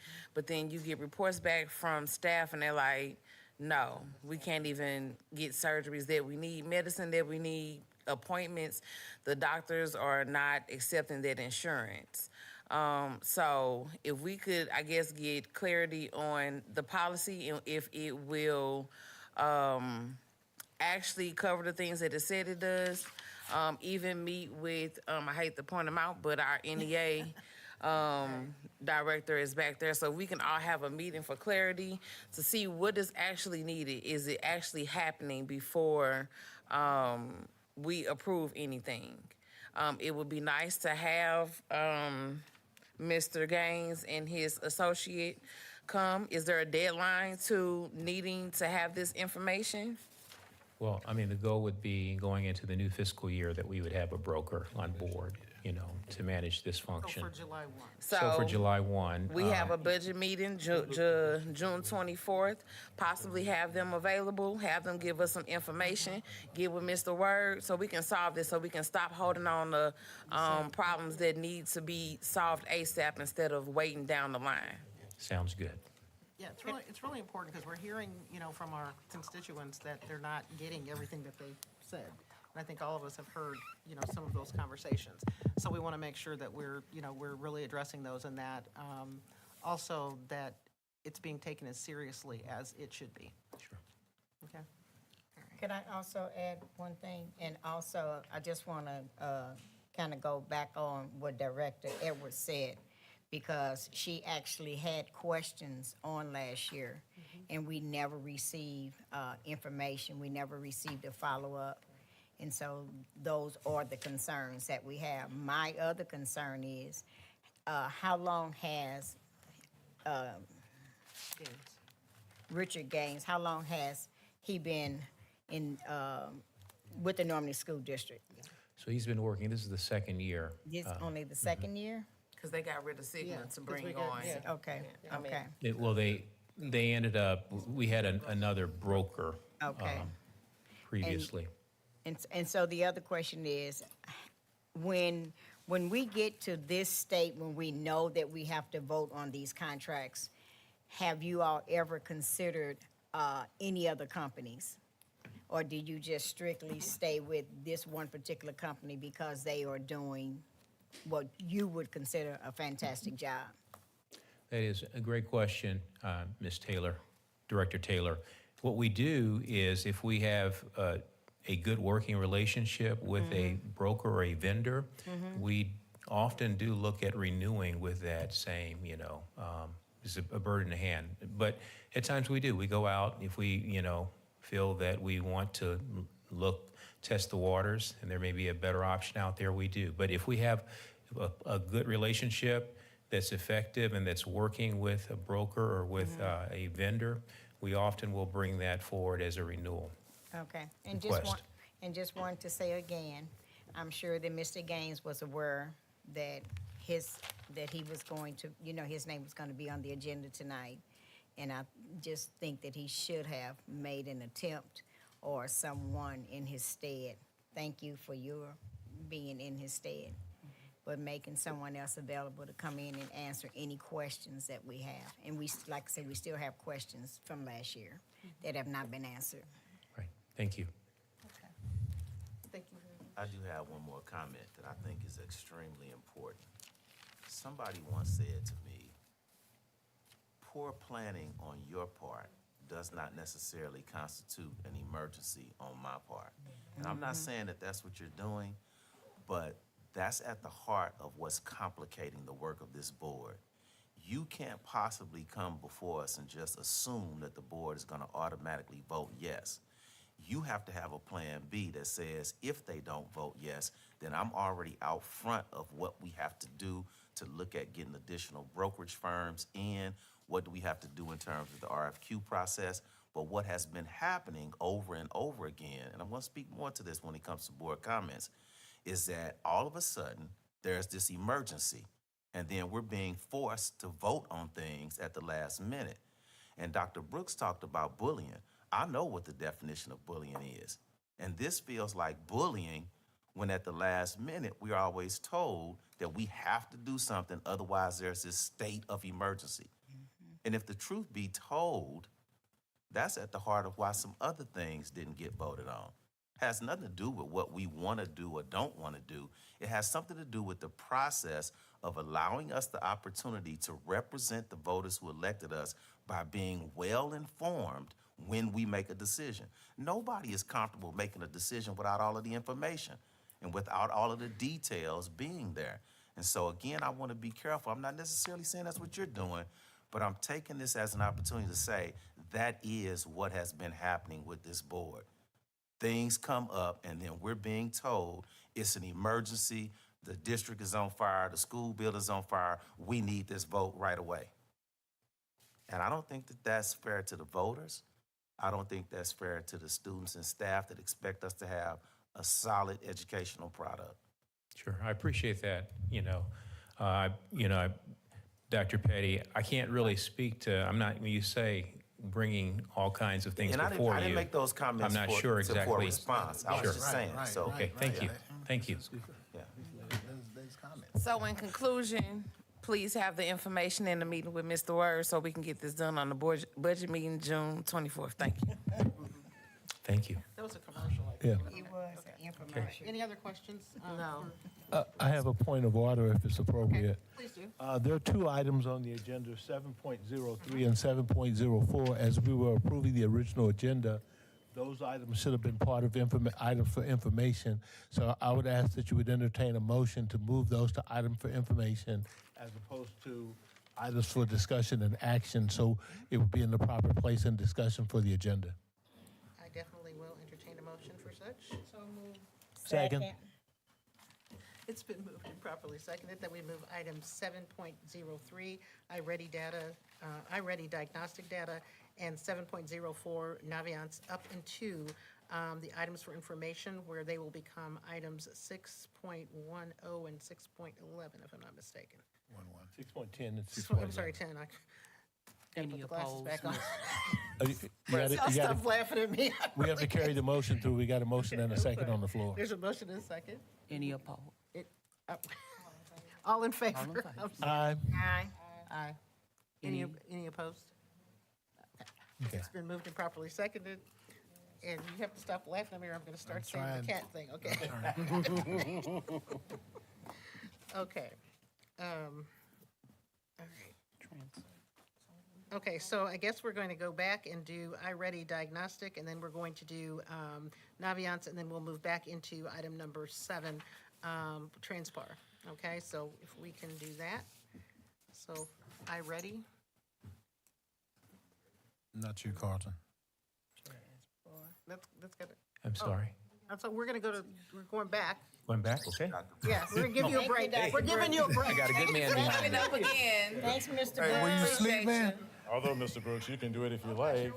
I was trying to give you a little break, is what I was trying to do. You can wipe the Good sweat morning. from your brow now. Dr. Brooks, if it's any resolve, we're not going to shoot the messenger. No.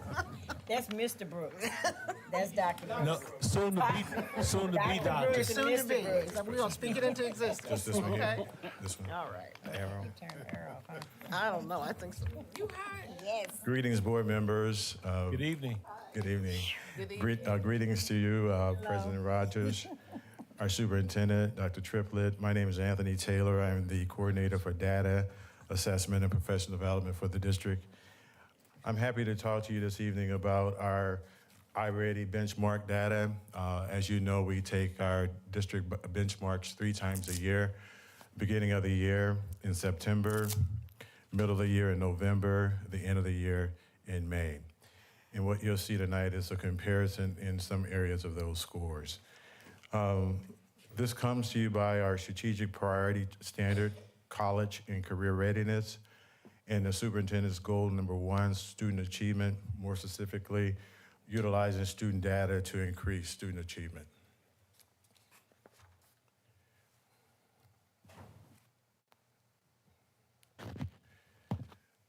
The first slide that I want to show you is looking at iReady mathematics performance levels. And the areas that I want you to pay close attention to, as you see the key on there, is the fall, winter, and spring. And the color coding does that, provides you with the color coding there. More importantly, when you look at middle of the year, mid and above grade level and early grade levels, we want to see an increase there. And you do see an increase there in our scores in those areas there. 1 grade level on over to the right, we want to start to see a decrease in those numbers, and we do see a small decrease in those numbers as well. So that tells us in that regard, mathematics is trending in the right direction. When we look at iReady and break it down by students performing in each of those levels, we started with the fall, winter, and spring. And I want you to do a comparison to look at the fall numbers for the mid all the way down to the 3 grade levels below. We see that it's trending in the right direction. For example, middle and above grade levels. We started at 4%, or just 63 students. By the time we reached spring, we had 11% of our students, and 11% of our students, and the actual number of students, 209. Conversely, when you look at 3 or more grade levels below, we started off in the fall with 37%, or 605 students.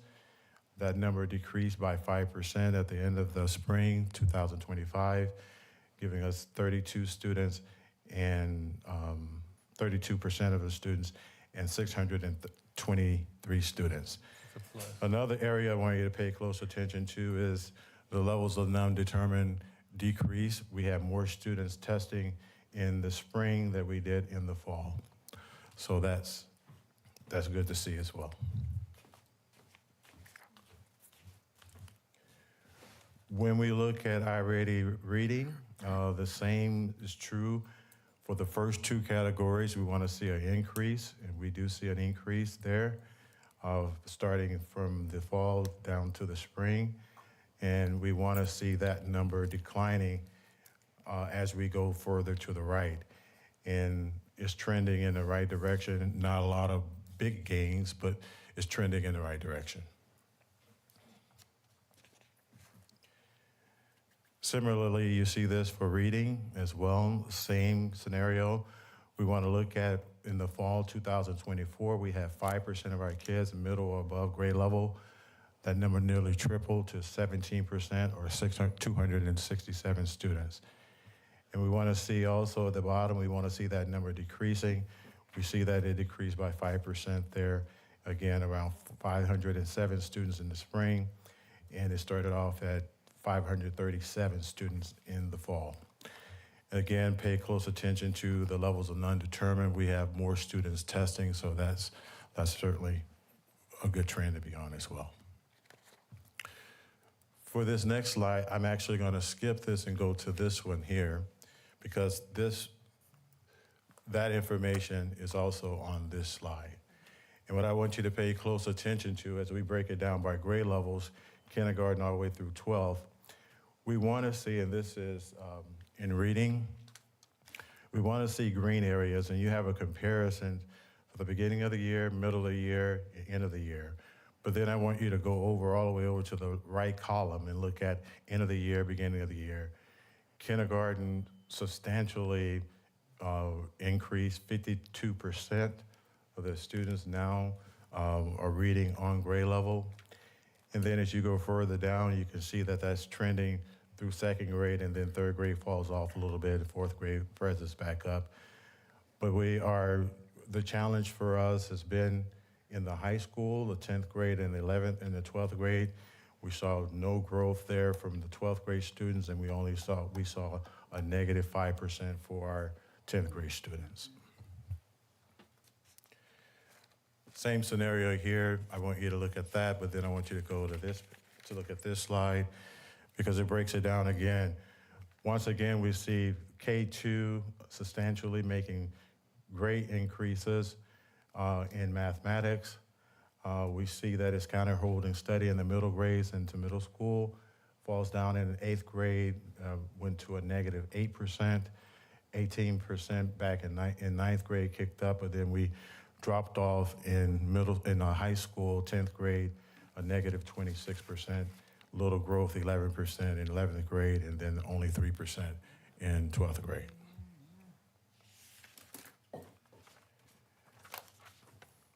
What I want you to pay attention to here, and this is reading, pay attention close to the 1 grade level below.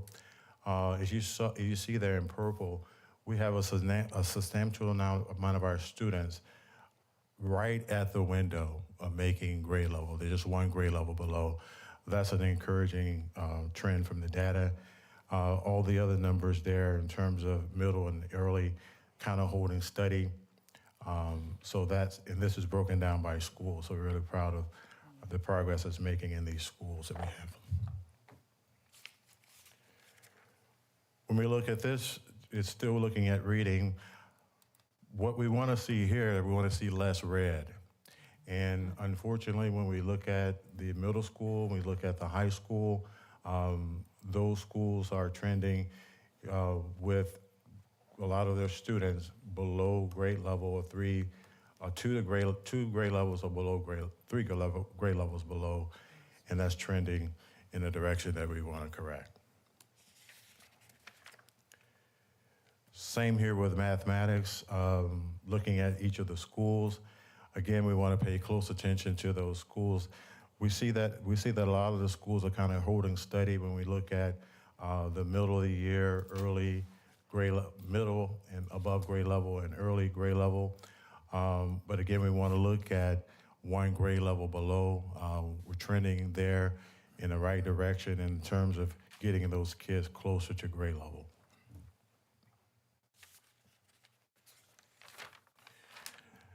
Just as in reading and math, we want to see less red. Again, unfortunately, leading the way, the middle school and the high school is trending in the wrong direction. So what is the data really telling us? Well, we see that there's a strong indication, a strong foundation being made in grades K through 2. That's mainly because of the initiative our superintendent has around focusing on K2. When we look at the reason that's happening, when we look at math and look at reading, we're noticing that there's a strong foundational skills in literacy and reading. In mathematics, they have the fundamental skills that they need to be able to go forward.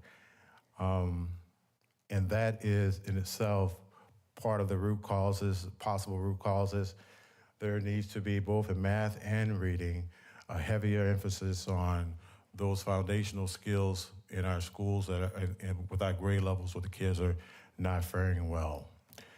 Our instructional implications that we have, beyond what's up there, one of the things that's happening when these are already scored, when each time our students take the diagnostics, led by the building principals, they're analyzing the data.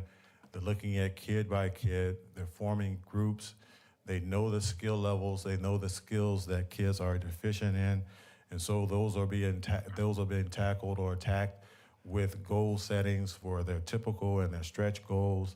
And small group instruction groups are formed as well. Thank you for your time. I take any questions that you may have. Yes, Ms. Pierce.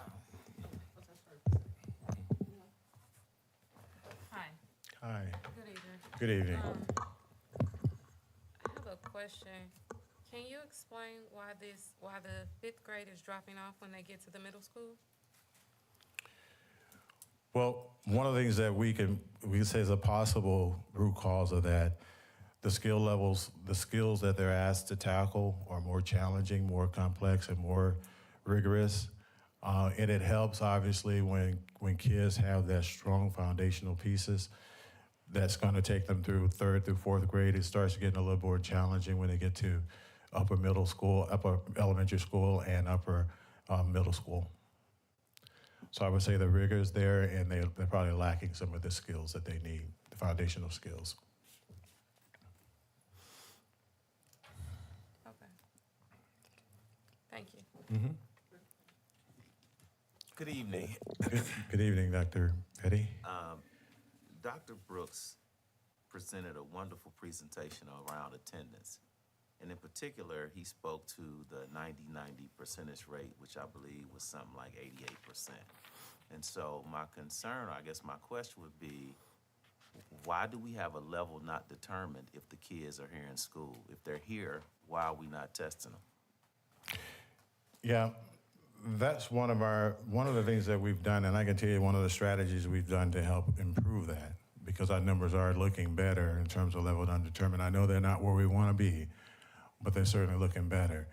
One of the things that we did from the curriculum instruction office is that we pinpointed test coordinators in each of the buildings to get those kids tested.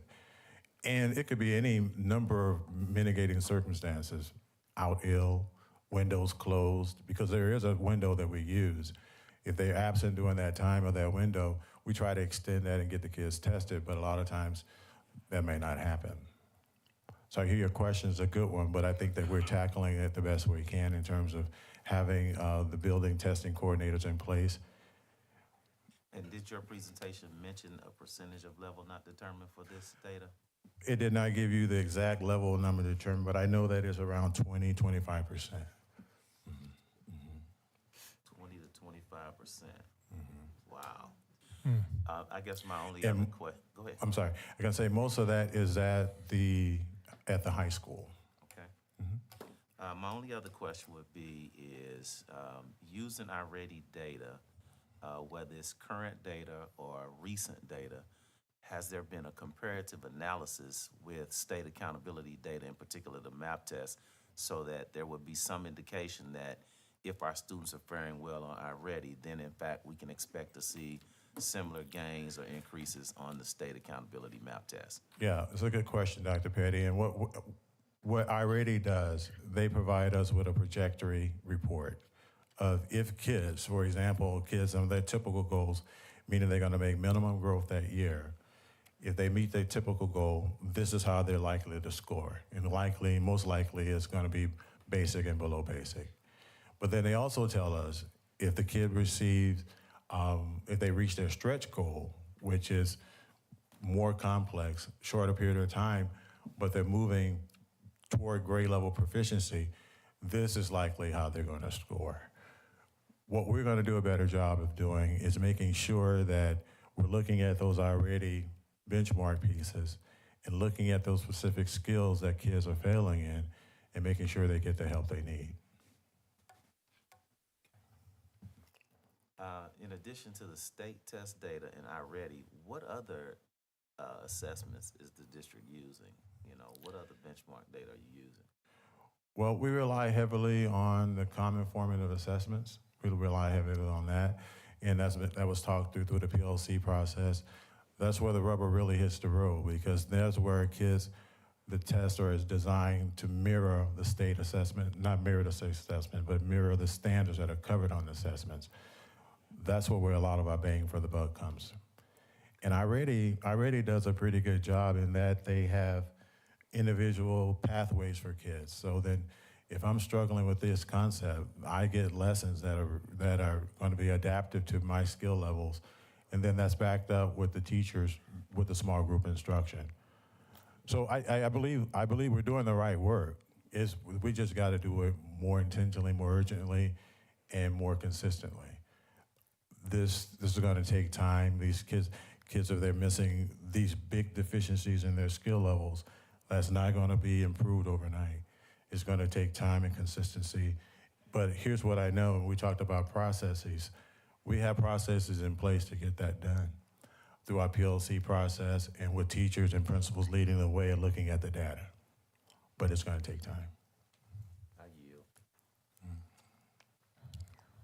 Yeah, I'm following behind Dr. Petty. I'm a little concerned with the numbers, being that Dr. Brooks did report to us that in May we had about 88% of the students here in our district, and Ms. Kawana Gilliard said that in about May, I think it was over 3,000, a little over 3,000 students. So if 88% was here, I'm thinking 20.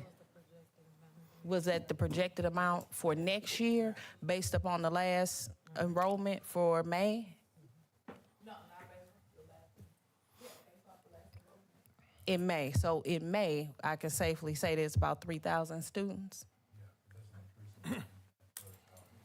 Okay, so I'm a little confused with the numbers of the unidentified amount of students. Unmodified is Level not determined. level not determined. Yeah, level not determined of students. So I'm a little confused that it's only 25%, because that would only give us about a little over 700 students. So we're missing quite a few students in there. Yeah. But if we can get some clarity around that, I would greatly appreciate that. Yeah. Also, I would like to say that we can safely say that looking at the iReady data, that it replicates what Solution Tree is doing with our teachers in the class, in coaching them in the in the schools. Is that right? Can Yeah, we say that? I would say that it's a collaborative effort, and that from the CNI department, we make it clear to principals that during the PD days right after diagnostic, these are the protocols we want you to use with your teachers, looking at the data, forming small groups, following up on skill sets the kids are deficient in. So then I would say, yes, it's a collaborative effort. But I would say that that process is in place, so it's culturally expected that that happens in your building after a diagnostic is given. Principals know that, and they've been following through on that. Okay. And back to your earlier point about the levels of non-determined versus the days of absences, that would take a greater analysis, because we want to be able to say side by side, we gave the diagnostic on this day, kid was here or absent. And so we're working on those pieces. It's something that we really want to do.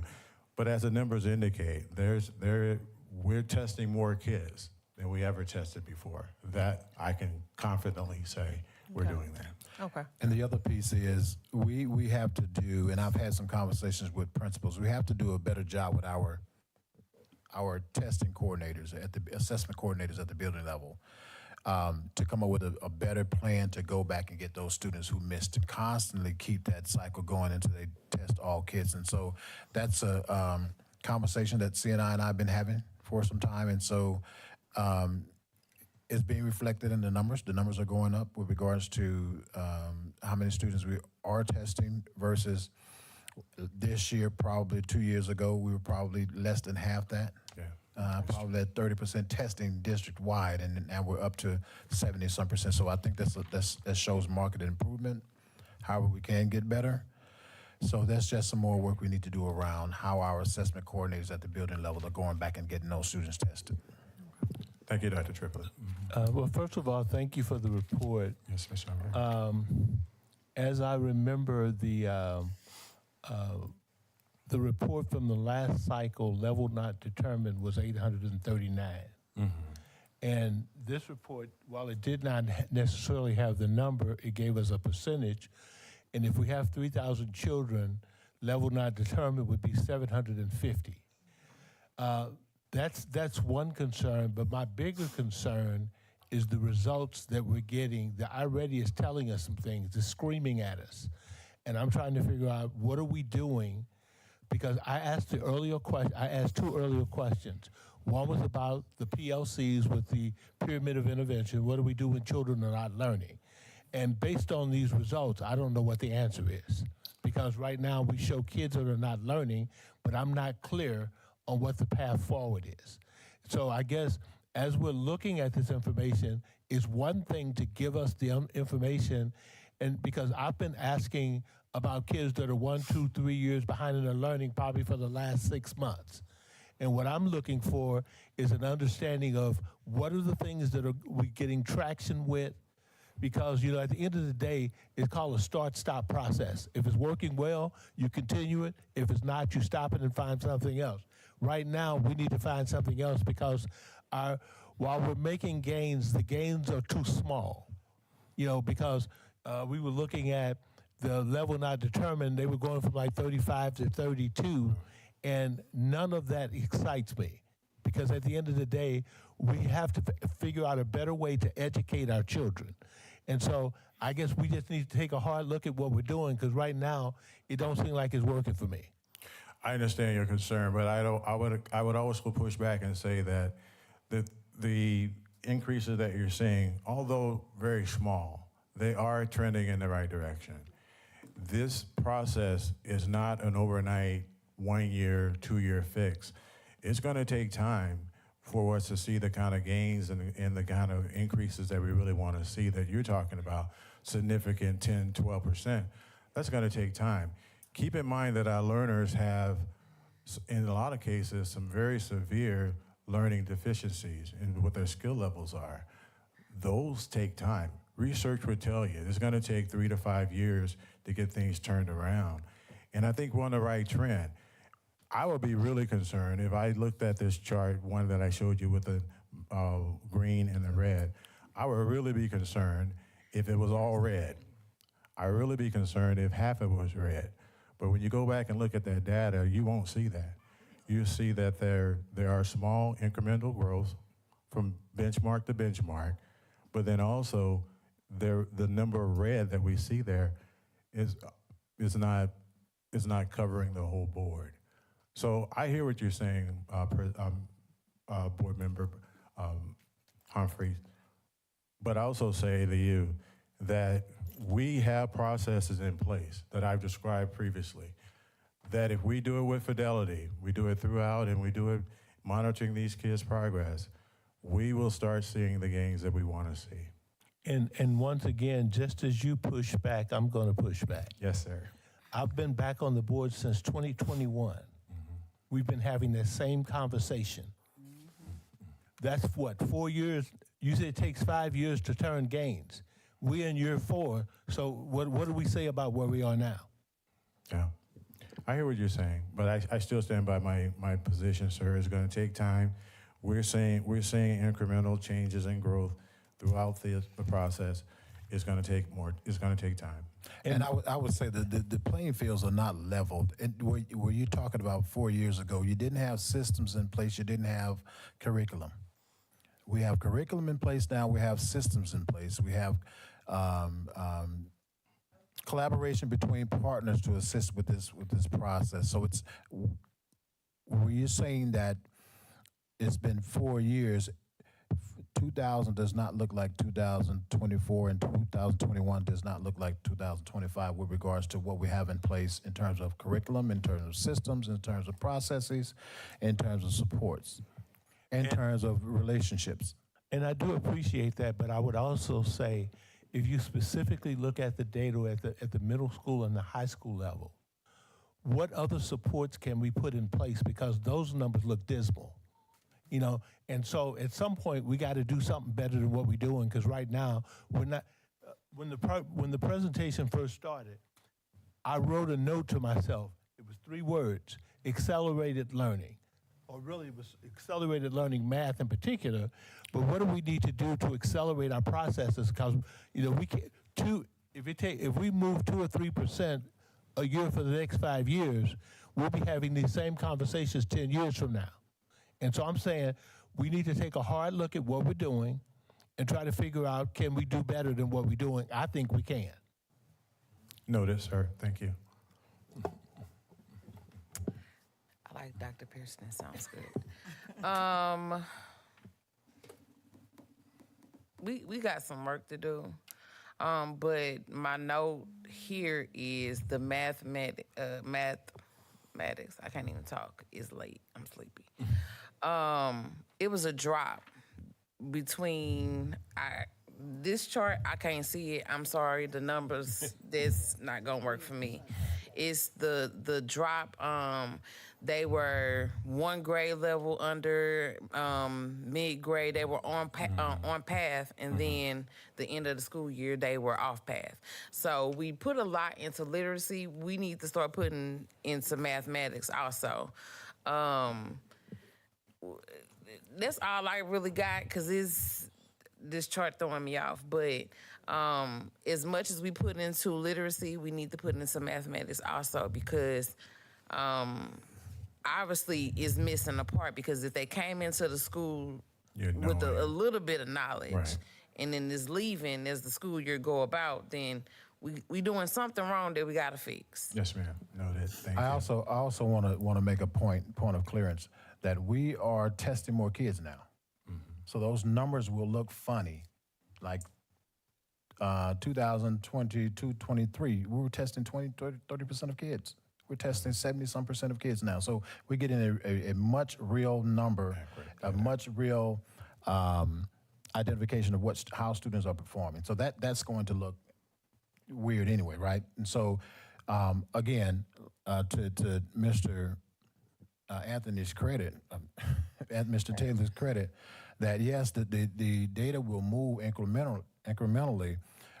Everybody wants the aha moments and people to shine right then and there, but unfortunately, that's not our reality. So our reality is simply this: we're now, if we were testing 20% of our kids, we would probably have a really good number, right? but we don't, because we're testing more of our kids now. We're getting a true indication of how our students are performing, and now we can really strategize based on what the data is telling us. So I don't want anyone to think that we're not working and we're not strategizing, we're not using data to inform its decisions and to inform instructional decisions, because we are.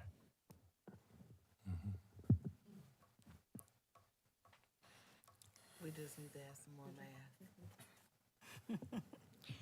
Good evening. Good evening, Ms. Thank you Taylor. for the presentation. Yes, ma'am. I have 4 questions. You don't have to answer them right back to back, but I'm just going to ask the questions. And how long are classes each day on the average? Each class?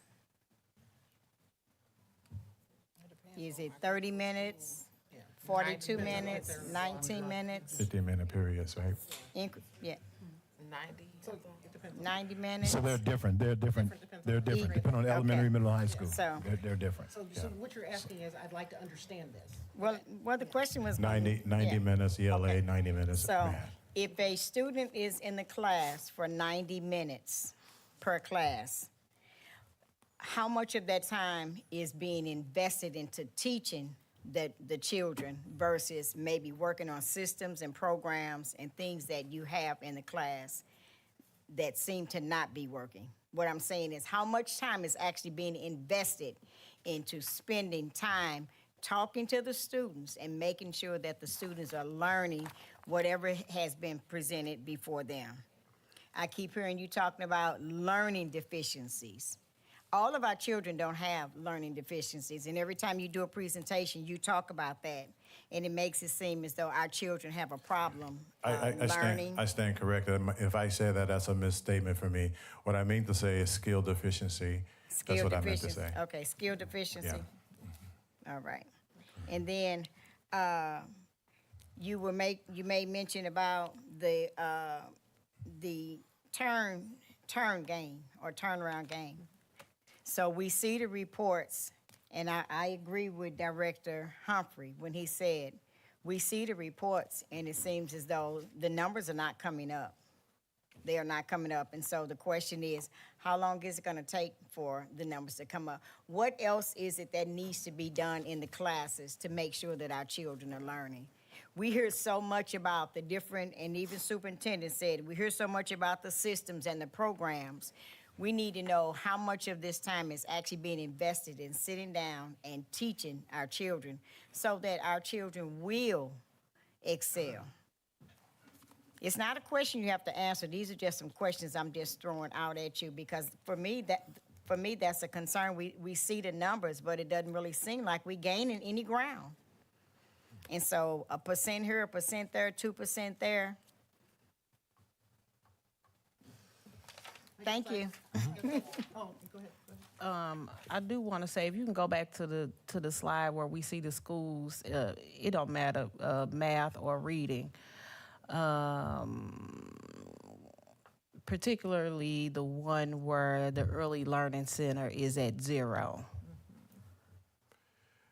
That means that That one. they don't have 2 or more grade levels. Right. Everybody's on target. Everybody's Yeah. on target.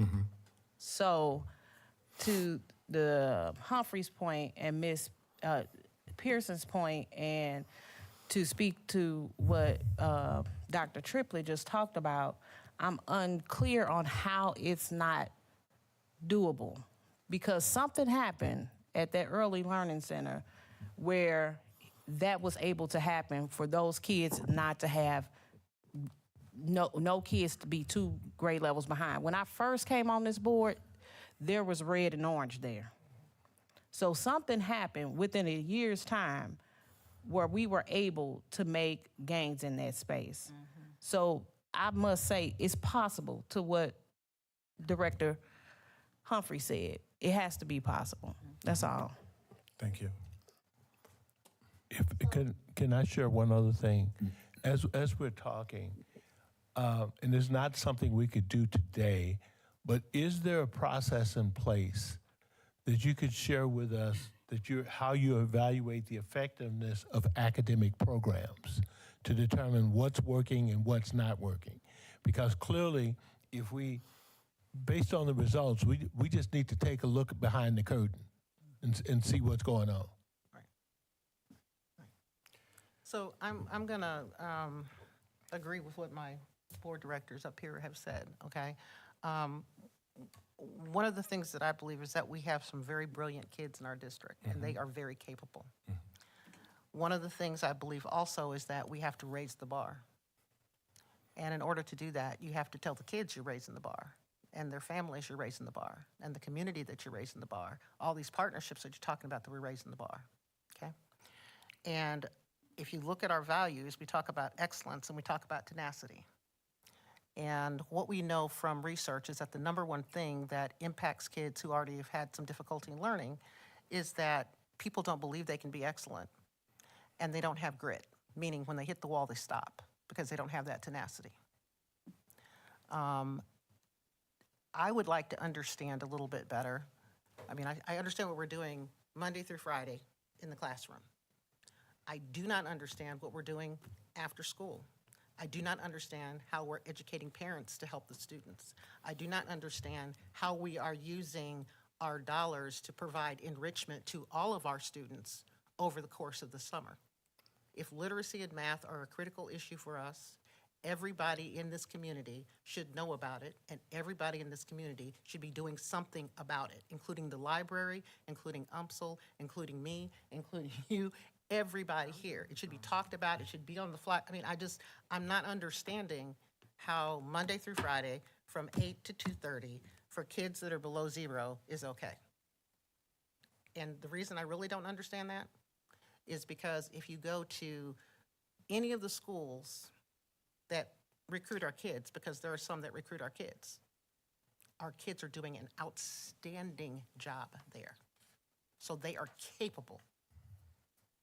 We've got to raise the expectations, and we got to tell the kids that they can do it, and we got to speak affirmations into them, and we have to let their families know when the testing is going to happen, and we have to make sure that they know to get them here.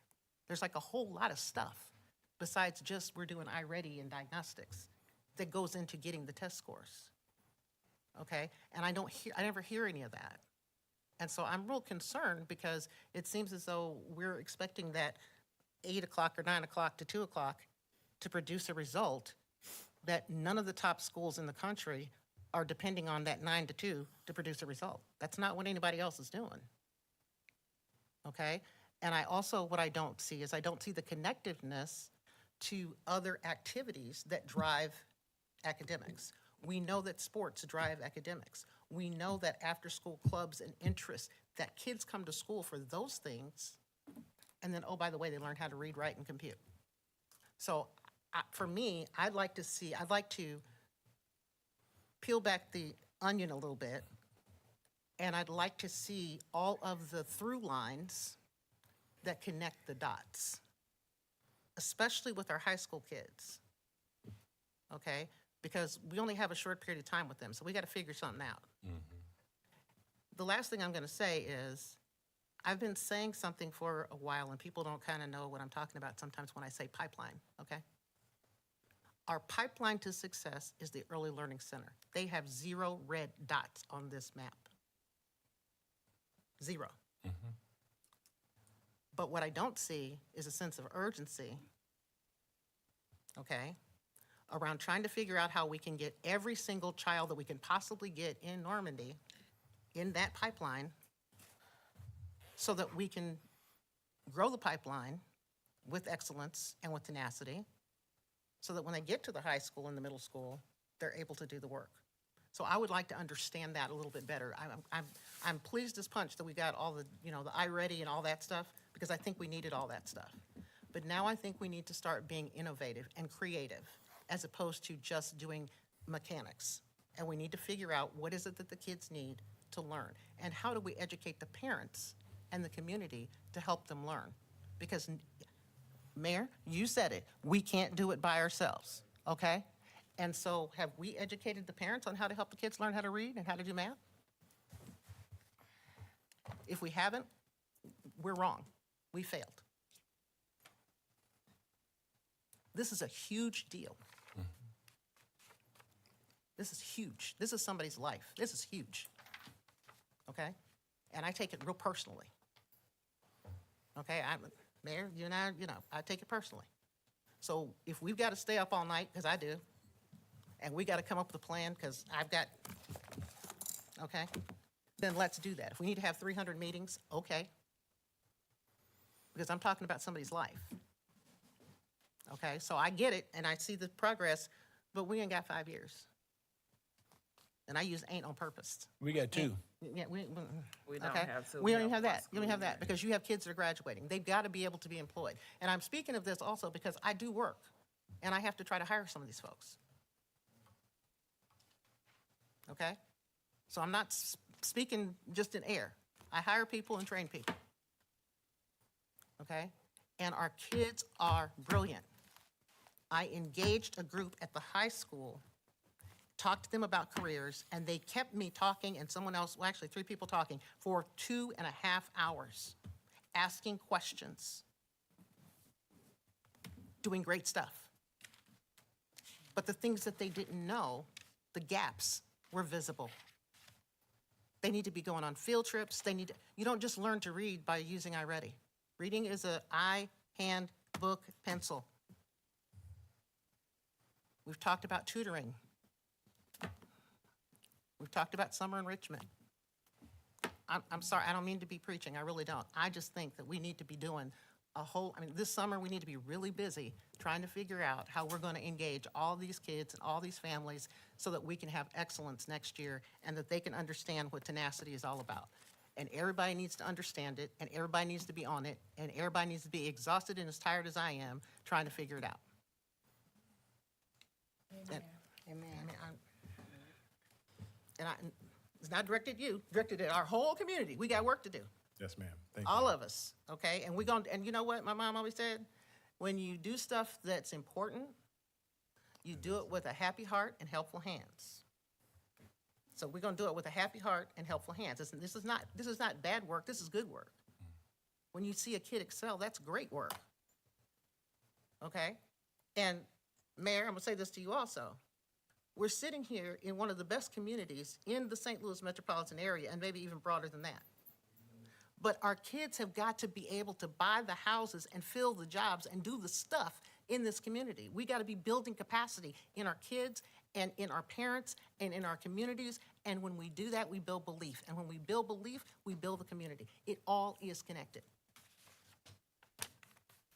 So I'm not fussing at anybody. I'm just, I keep asking for where's the space? Where's the space? Well, I just took the space. And I just told you what I think. And so you can be upset or not upset, but all I want is for all our kids to be able to soar. And I said that on day 1.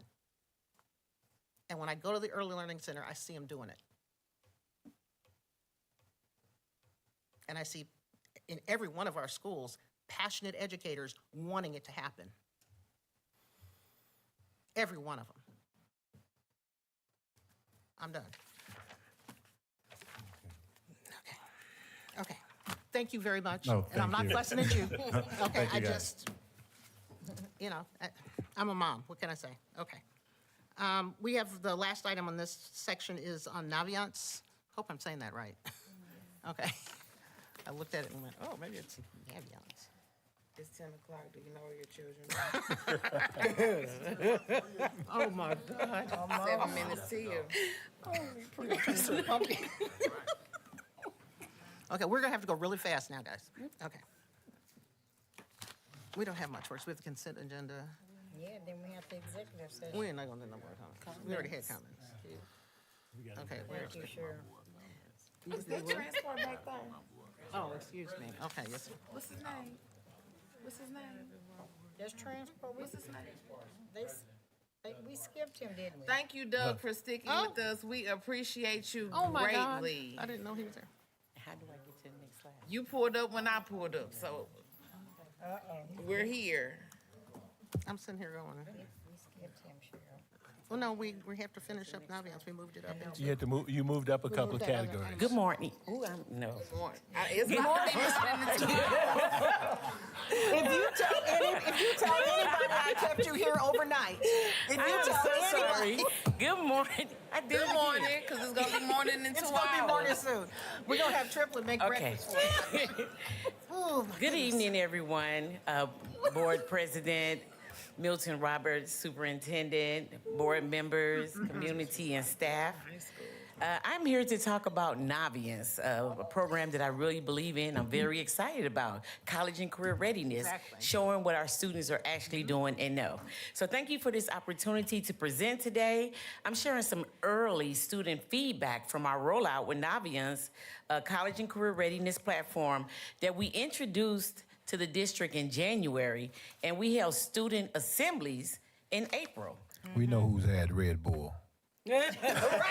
I'm always hype. I'm always hype. Come on now. You got this. You got this. Plus, I'm a Gemini. My birthday was 2 days ago. Just throw that out there. Happy birthday. Okay, thank you. So yes, so out of 461 students, we had 195 students complete the feedback survey. That's over half of the grade level of 9th, 10th, and 11th grade students. And the responses came within 4 weeks of the first exposure. And this response rate showed us that students were really interested, and it gave us some meaningful data to work with in answering some of those questions that you talked about, Board President Milton Roberts, you know, how our students are thinking. So I was really excited about this. So over 40% of our students successfully have logged in, like I said, within 4 weeks. That's awesome. Another 21% say, we gave them a survey, and 21% of the students said, well, we still need help to log in. So we've been constantly narrowing that down. This gives us a targeted group to support now. So we're seeing this as a promising start, and with more structured access points and usage, we would definitely grow. So nearly 48% of our students have identified career and college paths already. And that's a powerful signal that Naviance is helping students to define their future, and that's what we want to see. It's encouraging that many of our students are making informed decisions early. We have some really good tracks. So the superintendent strategic goal 1, student achievement. He wants to make sure that our students are college and career ready, and they're taking assessments, and that every student takes at least 2 assessments. So this is a nice chart to show us what assessments that the students have already taken and where we are. Many students have already taken major tests, readiness assessments, ACT, pre-ACT, AccuPlacer. This reflects the foundation that we built across the district in our CCR efforts. Naviance has helped connect assessment results so that we can monitor future goals and keep our students focused and informed. More students are still exploring, which is to be expected in high school. But key areas of interest are career matching, academic tracking. A lot of students were it was really interesting. They really wanted to track to see how well they're doing. Knowledge is power. The more they see, the more they get excited, the more that they want to learn. And a lot of students talked about resume building. So this feedback confirms that Naviance is resonating with what matters most to our students. So when asked how they plan to use it, how are you going to use Naviance this year? This is what we want to know. The students talked about logging in regularly, to use it for research, to track their credits, to show that this shows that students are already recognizing its value. With ongoing support, the behaviors will become a routine part of their academic lives. So, these are some real quotes directly from the students. These quotes are raw, unfiltered, and honest. You'll see that some of the students may have had some confusion, some of the kids had some curiosity, and some even some appreciation. Yes, that's right. I know you're gonna look at that one, right? It said, I wanna find some careers that match my interests, and then someone said, it's about time they got something to help us that's good. So yeah, I love it. I'm glad we do too. So students are engaging with the platform, and they're asking us to help them so that they can go further. Engagement is growing, student buy-in is there, the curiosity is real, they are responding, we've only scratched the surface. And this structure and support, we can deepen the impact. Naviance supports everything from ICAP to planning to scholarship applications. This is a long-term investment. So we're proposing next targeted onboarding for staff, CCR periods, or homeroom rotations. This is for 6th grade through 12th grade. We'll have video walkthroughs, check-ins to help close the help needed gaps, and teachers and counselors will be equipped to guide students using Naviance data.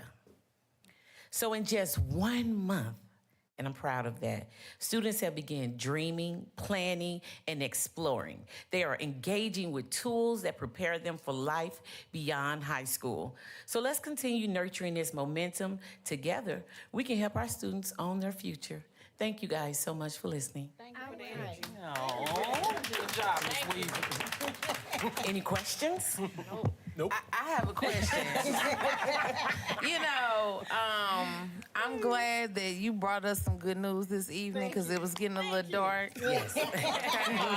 You brought your energy. I'm just kidding, I'm not last. Yeah, you brought your energy. I'm glad what the kids say. I'm glad it's something that's good for them. Yes. And thank you. That's all I got. Thank you very much. Thank you. Thank you. Good presentation. All right, well, thank you, I'm done. Thank you.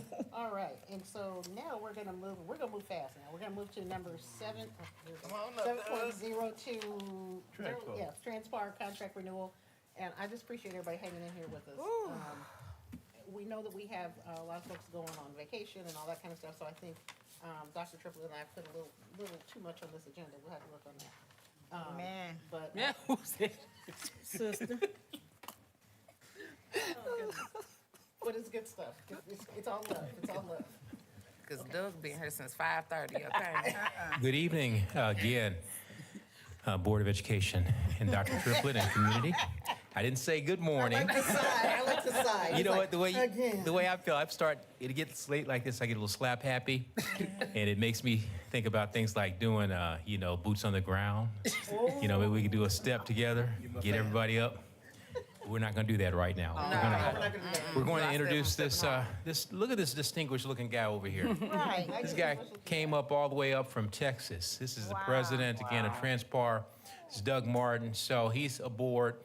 We are, and you all have received information on this, but we have a relationship with our partner, Transpar, that helps us manage our student transportation function in the district. And we are asking for a renewal at this time of 1 year because of we've had a great partner relationship with Transpar. We know that we have the electric buses. We've got the transportation. There are some things that are there was a 3-year option with the agreement, but we are wanting, as an administration, just to get board approval from you for 1 year, a renewal. So we are here to field any questions that you might have at this time, Mr. Martin and myself. And also, Ms. Days, she is very knowledgeable operations director, and she can help us as well. Do you have any questions for us?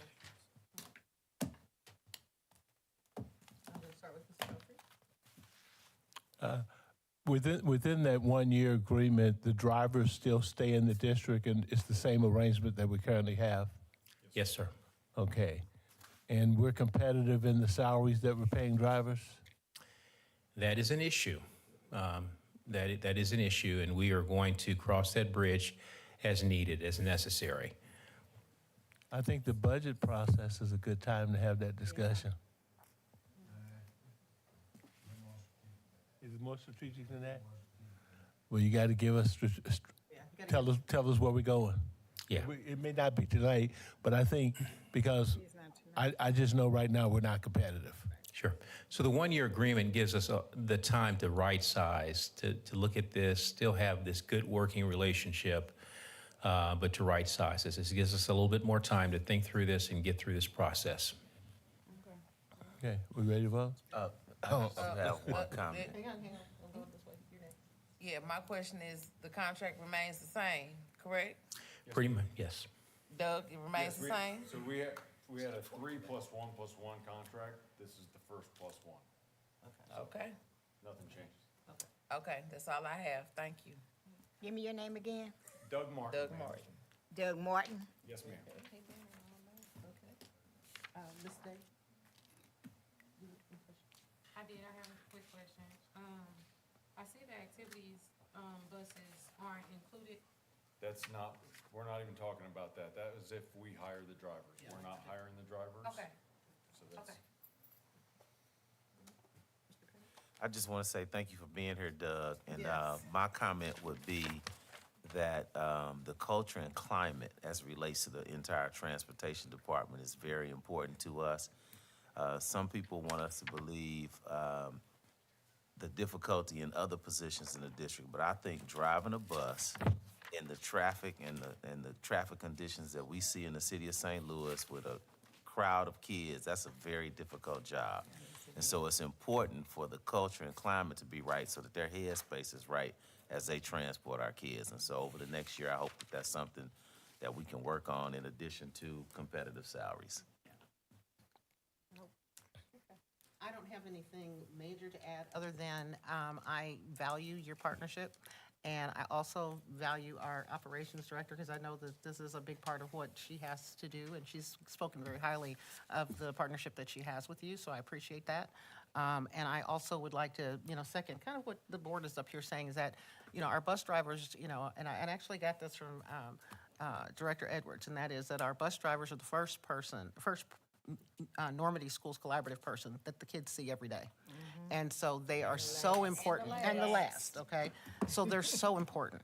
And so we want to make sure that they know how important they are to us, and to your point, that we set the culture properly, and that they are feeling as valued as they possibly can be, because they keep our kids safe. And we just want to do that. So if you have ideas, suggestions, whatever, Director Days is wonderful. I got an opportunity to tour the bus lot and so forth, and so was very pleased about seeing that. And so, really looking forward to building on the partnership. Okay? All right, so at this point, what is your ask? Okay, at this time, the administration asks you, the board, to approve a one-year agreement renewal with Transpar. So move. Second. All those in favor? Signify by saying Aye. All those opposed? Okay. I think it's passed. Thank you. Thank you very much. Okay, so now we're going to flip over to the, poor man. Okay, so next we go into section 8, which is items for consent.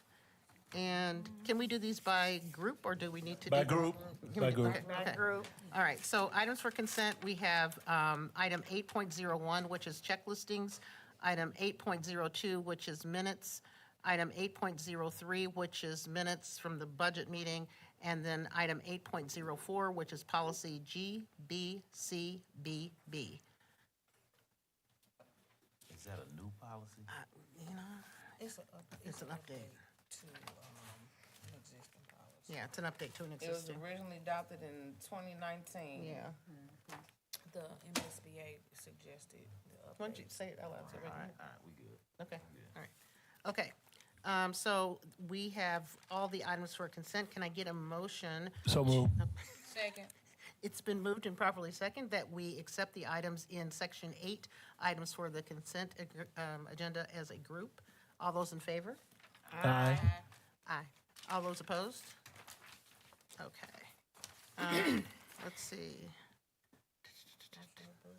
We already did that. Okay, so next we have board announcements and comments. I have absolutely nothing to say. Does anybody else have something? I have Okay, something. please do. Okay. Okay, well, first of all, this is a housekeeping item. Okay. At each of your places at the dais, you should have a copy of possible work sessions for MSBA. Oh, okay. As President Milton Roberts has asked me to support the board in professional development activities in conjunction with MSBA, and what MSBA is wanting to do is have bi-monthly meetings. We already have 4 work sessions that are on the calendar, and we're trying to use those sessions to go along with the other things. So the sheet you have in front of you is for October, December, February, and April. All the dates that are on there are Tuesdays. So as soon as you can look at your personal calendars and decide which of those dates, we're trying to find dates for each one of those that all 7 of us can be in the room together. So as quickly as you can do this, we can figure out how we can best get that calendar set up. Because in addition to that, we're going to also have to schedule the dates for the superintendent evaluation process. So we just got a lot of date coordination going on. So right now, just respond to this, get it back to either me or Cecilia Rigsby so we can compile that and know we got all the dates covered. Thank you. Thank you. Okay, I have no additional comments, but thank you for handling that for us. Okay, the next is. I have comments. I'm sorry, I skipped you. I'm sorry, go ahead. Okay. I have a statement for the record. I didn't approve the agenda because topics I believe that should have been discussed were removed. I want to note it for the record because transparency and open conversation is essential to our district and board work. And I like to see that we follow through with those values in everything that we do. My second comment is we lost one of our former board members, Cozy Marks. He passed away.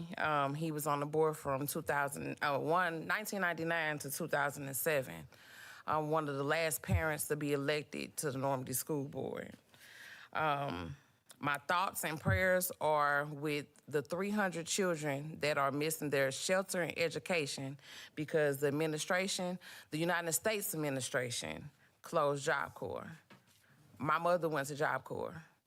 So to me, I feel a certain type of way about it. Black Wall Street 314 Festival is June 28th from 1 to 7 p.m.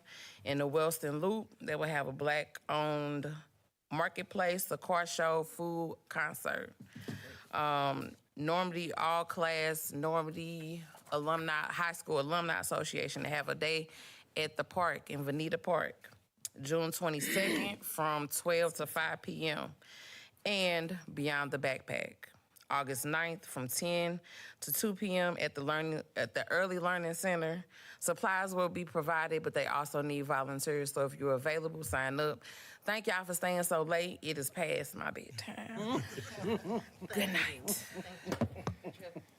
And I would just like to say, we know that our children are out of school. I am so thankful because I heard on the television that the St. Louis libraries are giving out lunch to our children Monday through Friday from 12 to 1. We encourage those that need food to go and get the food. If you know somebody in your neighborhood or your community that you know that they need the food, go get it, pick up a lunch for it and take it to them. And also remember to pray for our children throughout the summer, and that's all I have to say. Thank you. No comment. I have just a few brief comments. Number one, I did have the opportunity to attend the homegoing services for Cozy Marks III. I knew him and his dad, Cozy Marks Jr., and I was disappointed. I don't know if I missed it, but I was fairly disappointed that there was no representation or acknowledgement or condolences from the Normandy School District there. I don't know how that happened. Dr. Petty, sorry to cut you off. It should have been flowers there. There were flowers Oh, there. okay. They were on the right side. Okay, all right, well, I'm glad to hear that. That's absolutely marvelous. Great, glad to hear that.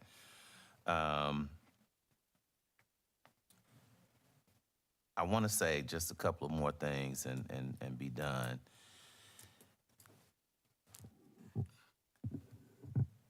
Like we heard this evening, I have raised questions that have gone unanswered. I have expressed concerns that there has been no response to, or there's been a dismissive response.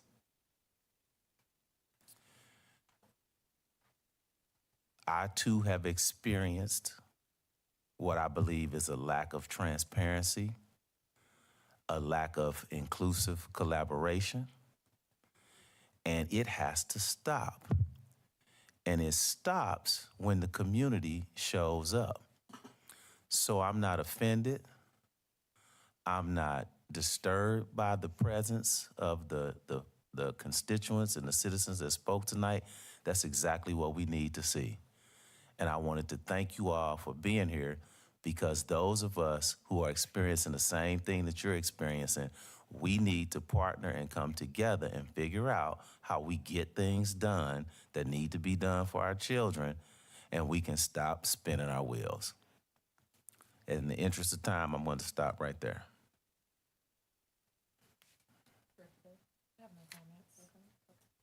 All right, I don't think we have anything else.